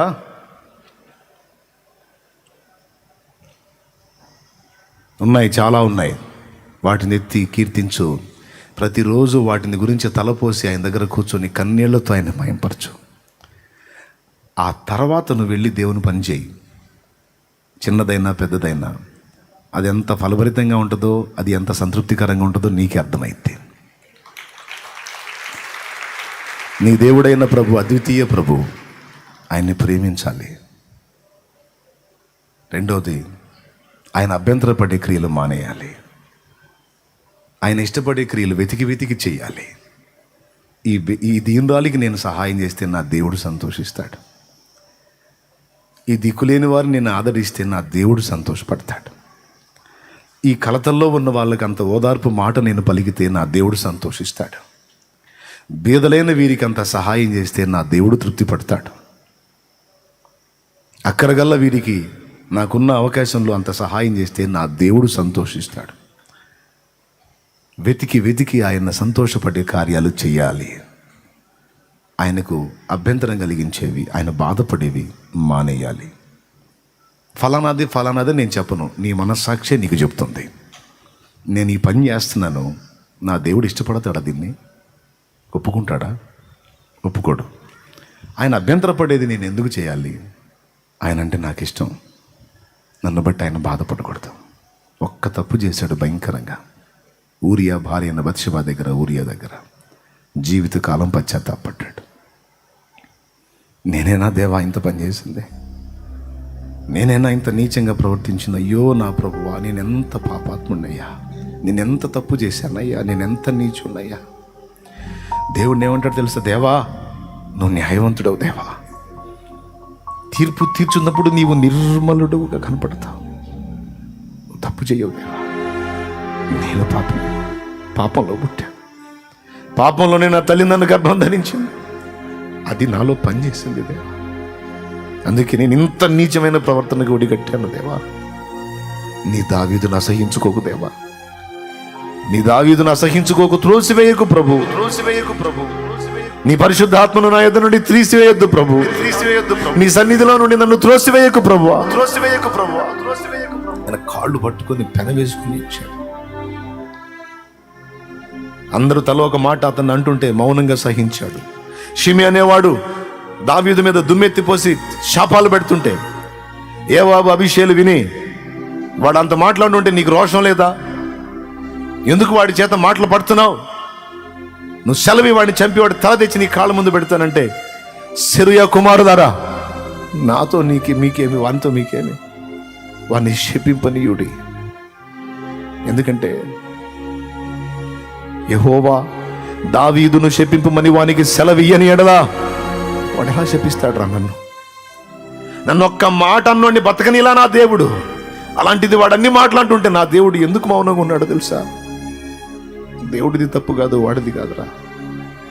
నేను పాపాత్మునిరా, నేను దుర్మార్గుని, నేను దోషిని. నాకు ఈ గతి న్యాయమేరా? తిట్టనియండి వాడిని. నా దేవుడికి నేనంటే ఎంతో ఇష్టం. వాడి తిట్లు బట్టైనా నన్ను కనికరించి మళ్ళా యథాస్థితిని నాకు ఇవ్వచ్చేమో. అడ్డగించకండి, వాడిని శపించనియండి అంటాడు. పశ్చాత్తాపం. దేవుణ్ణి సనగల, దేవుణ్ణి కొనగల. దేవా నువ్వు న్యాయవంతుడివే, నాకే తీర్పు తీర్చినా, నాకే స్థితి ఇచ్చినా నువ్వు న్యాయవంతుడివే. నీ దగ్గర తప్పు ఉన్నదంతా నా దగ్గరే ఉంది. బా. అందుకు దావీదు దైవ చిత్తానుసారమైన మనస్సు గలవాడు. Praise the Lord. ఇలా ఆలోచిద్దాం, ప్రార్థన చేద్దాం, సరి చేసుకుందాం. పొరుగువాన్ని ప్రేమించు అంటే పొరుగువానికి అభ్యంతరం కలిగేవి ఏవి చేయటానికి ఇష్టపడం. పొరుగువాని భార్యను ఆశిస్తే వాడికి అన్యాయమే కదా. నేను ఎందుకు చేయాలి? పొరుగువాని ఆహారాన్ని నేను దోచుకుంటే వాడు కడుపు కొట్టినట్టయితే కదా. నేను ఎందుకు చేయాలి? పొరుగువాన్ని నలుగురిలో నవ్వుల పాలు చేస్తే పాపం వాటి లైఫ్ను పాడు చేసినట్టయితే కదా. నేను ఎందుకు చేయాలి అని పొరుగువాన్ని నేను ప్రేమించాలి అంటే పొరుగువానికి అభ్యంతరం కలగకుండా చూసుకోవాలి అని అన్ని విషయాల్లో బ్యాలెన్స్ అయిపోతాం. అందుకే 24 చెప్పాల, 2 దేవుణ్ణి ప్రేమించు, పొరుగువాడిని ప్రేమించు. నన్ను నిజంగా నువ్వు ప్రేమిస్తే నేను కోరే ఈ 2 మాటలు నువ్వు నెరవేర్చు అంటాడు యేసయ్య. మీరు నన్ను ప్రేమించిన ఎడల నా ఆజ్ఞలను గైకొందురు. అండి చెప్పండి. ఫస్ట్ దేవుడిని ఎందుకు ప్రేమించాలి? న్యాయం కనుక, అది ముఖ్యం కనుక. పొరుగువాన్ని ఎందుకు ప్రేమించాలి? దేవుడు చెప్పాడు గనక, అతడు కూడా దేవుని పోలికలో చేయబడ్డవాడు గనక. రైట్. ఈ ప్రేమను సాధన చేయటం చిన్న విషయం కాదు, కానీ సాధించాలి. ప్రేమ లేనివాడు దేవుణ్ణి ఎరగడు. ప్రేమ గలవాడు దేవుణ్ణి ఎరుగున్నాడు. ప్రేమ కలిగి ఉన్నవాడు దేవుణ్ణే కలిగి ఉన్నాడు. ప్రేమే ప్రభు, ప్రభువే ప్రేమ.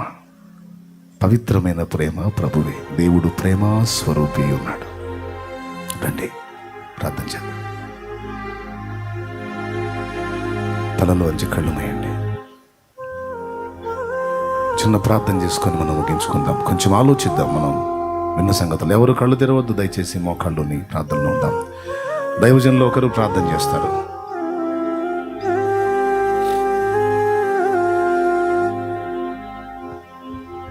స్తోత్రములు తండ్రి, పరిశుద్ధుడా నీకు వందనాలు.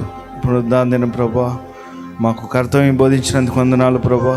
నీ ఆజ్ఞని మీరు మేము జీవించాము, దయతో క్షమించండి. నీ మాట ప్రకారం జీవించే భాగ్యము దయచేయండి ప్రభా. తండ్రి నిన్ను వల్ల నీ పొరుగువారిని ప్రేమించమని లేఖనం సెలవిస్తా ఉంది కనుక ప్రభా, తండ్రి 2 ఆజ్ఞలు గైకొన్నమన్నావు కదా ప్రభా. ఆజ్ఞలు గైకొని ప్రభా నిన్ను సంతోషపెట్టే భాగ్యము దయచేయండి. కృతజ్ఞత కలిగి జీవించే భాగ్యం మాకు దయచేయండి. దావీదు ఏ విధంగా జీవించాడో ప్రభా, అటు భాగ్యం మాకు దయచేయమని ప్రార్థన చేస్తా ఉన్నాం ప్రభా. అయ్యా మేము అయ్యా అయోగ్యులము ప్రభా, నీ కృప ద్వారా రక్షించుకున్నాం, నీ పరిచయలోకి పిలుచుకున్నాం ప్రభా. అయ్యా మరియ వాళ్ళే ప్రభా నీతో సహవాసం కలిగి తర్వాత మార్త వల్ల పరిచయం చేసే ధన్యతను భాగ్యం మాకు దయచేయండి. నీతో సహవాసం కలిగే ధన్యతను మాకు ఇస్తున్నాను. వందనాలు, కృతజ్ఞతాస్తుతులు చెల్లిస్తున్నాను. మీ ఆత్మ సహాయం వేడుకొని ఈ దాసుని నిలబెట్టుకొని మాతో మాట్లాడినందుకు వందనాలు, కృతజ్ఞతాస్తుతులు చెల్లిస్తున్నాను. యేసునామమున ప్రార్థించి వేడుచున్నాం తండ్రి, ఆమేన్.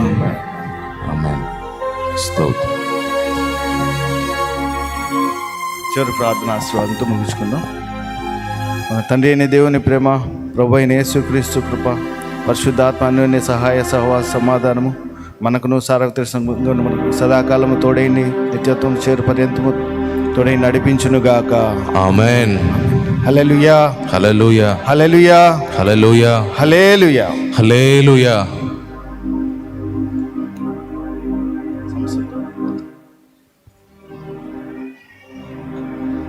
Praise Lord. దేవుడు చాలా మంచి వర్తమానాన్ని మనకు అనుగ్రహించారు కనుక యూట్యూబ్లో ఇలాగే ఈ వర్తమానం ఉంటుంది. ఇంటికి వెళ్ళిన తర్వాత కూడా 1-2 సార్లు వినండి. చాలా దీవెనకరమైన అవసరమైన సందేశాన్ని దేవుడు మనకు అనుగ్రహించారు కనుక మరొకసారి వినండి. ఖచ్చితంగా భౌతిక ఆధ్యాత్మిక జీవితాల్లో గొప్ప మార్పు కలుగుతుంది. అలాగే రకరకాల సమస్యలలో పరిస్థితుల్లో ఉన్నవారి కొరకు ప్రార్థన చేస్తాను నేను. అలాగే దైవజనులు కూడా ఏకీభవిస్తారు.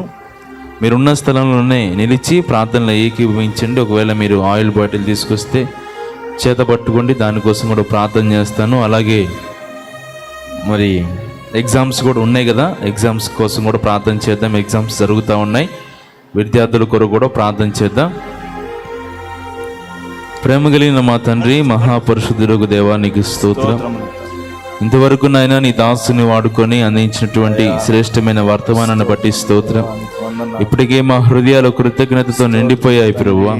ఎన్నో గొప్ప మహత్ కార్యాలు మీరు మా జీవితంలో జరిగించారు. ఊహకు మించిన కార్యాలు జరిగించారయ్యా. ఉన్నతమైన కృపలు మమ్మల్ని దాచి ప్రత్యేక పరచి నీ సన్నిధిలో స్థిరపరిచారు. నీకు స్తోత్రం. ఇప్పటి వరకు నైనా మా తల ఎక్కడ దించుకోకుండా మా తలను నిలబెట్టినందుకు స్తోత్రాలు చెల్లిస్తున్నామయ్యా. పరిశుద్ధ ఆత్మచేత నింపినందుకు కృతజ్ఞతలు. నైనా అందించిన వర్తమానాన్ని బట్టి స్తోత్రం. అలాగే దీనిలైనా నీ బిడ్డలు నీ ఎదుట నిలిచొని ఉన్నారయ్యా. ఒకసారి జ్ఞాపకం చేసుకో. వారికి ఉన్నటువంటి పరిస్థితులు ఎలా ఉన్నాయో నాకు తెలియదు, కానీ సమస్తం ఎరిగిన దేవుడు అయ్యా. ఏ హృదయంలో ఎలాంటి కన్నీరు ఉందో, కలత ఉందో, దేని గురించి వేదనతో నీ పాదాలు పట్టుకొని ఉన్నారు, యేసు నామములో ప్రతి కన్నీరు తొలగిపోవును గాక. ప్రతి వేదనకు కారణమైన పరిస్థితి తొలగిపోవును గాక. ఇది మొదలుకొని నేను మిమ్మల్ని ఆశీర్వదించదును అన్న వాగ్దానం ప్రతి ఒక్కరి జీవితంలో నెరవేర్చబడి నీ సన్నిధిలో సాక్ష్యం ఇచ్చుదురుగాక. గొప్ప కార్యాలు జరిగించండి నాయన. అలాగే నూనె కొరకు ప్రార్థన చేస్తున్నాం. అది రాసి వినియోగించినప్పుడు గొప్ప కార్యాలు జరిగించు. విశ్వాసము చేత నింపండి ప్రభు. దేని కొరకైతే వినియోగిస్తారో అక్కడ నీ ప్రభావము యేసు క్రీస్తు నామమున బయలు వెళ్ళి కార్యములు జరుగునుగాక. అలాగే నేను విద్యార్థుల కొరకు ప్రార్థన చేస్తున్నాం నాయన. మంచిగా చదివి సంవత్సరం అంతా కష్టపడి చదివి ఎగ్జామ్స్ రాస్తూ ఉండగా నాయన బిడ్డలు ఎక్కడ కూడా డిస్టర్బెన్స్ కాకుండా నాయన మంచి జ్ఞానము కలుగు చేసి, జ్ఞాపక శక్తి కలుగు చేసి, పిరిగితనాన్ని, భయాన్ని, ఆందోళనను తొలగించి నీ సన్నిధిలో వారిని నాయన సాక్షులుగా మీరు నిలిపి ఆశీర్వదించుదురు గాక. ఎక్కడ ఆటంకాలు, అవరోధాలు లేకుండా కావలసిన ప్రతిదీ సమకూర్చి నాయన వీరు ఇప్పుడు రాస్తూ ఉన్నారు నాయన. నీ చిత్తమైతే, నీకు ఇష్టమైతే త్వరలో సంతోషంగా సాక్ష్యం ఇచ్చే కృపద ఇచ్చి, అలాగే ఎవరు ఎలాంటి పరిస్థితుల్లో ఉన్నారో సమస్త పరిస్థితుల్లో నాయనా అందరినీ మీరు గమనించి వారి జీవితాల కార్యాలు జరిగించు. నీ బిడ్డలైన వారు తిరిగి వాళ్ళ గృహాలకు వెళ్తూ ఉండగా మార్గంలో తోడే ఉండి క్షేమకరమైన ప్రయాణం దయచి రెండవ ఆరాధన కూడా జయకరంగా జరిగించమని యేసు క్రీస్తు నామమును అడిగి ప్రార్థించి పొందుకుని నామం మా తండ్రి, ఆమేన్. అందరికీ వందనాలు. ఖచ్చితంగా దేవుడు మన ప్రార్థన ఆలకిస్తాడు. సంతోషం. ఎవరైనా ఇంకా ప్రభు బలలో చేయి వేయకుండా కొంచెం ఆలస్యంగా వచ్చిన వారు ఉంటే రెండవ ఆరాధన వరకు మీరు ఉండండి. రెండవ ఆరాధన మరికొద్ది క్షణాల్లో ప్రారంభించబడుతుంది. మరికొద్ది నిమిషాల్లో ఆరాధనలో ప్రారంభించబడిన తర్వాత మరి ప్రభు బలలో చేయి వేయవలసిన వారు అప్పటి వరకు ఉండి వేచి ప్రార్థనలో కనిపెట్టండి. ఇక్కడే ఉంటున్నవారు దయచేసి మీ వస్తువులు, పిల్లలు, పర్సులు జాగ్రత్తగా చూసుకోండి. లైవ్లో ఉన్నవారికి సెలవు.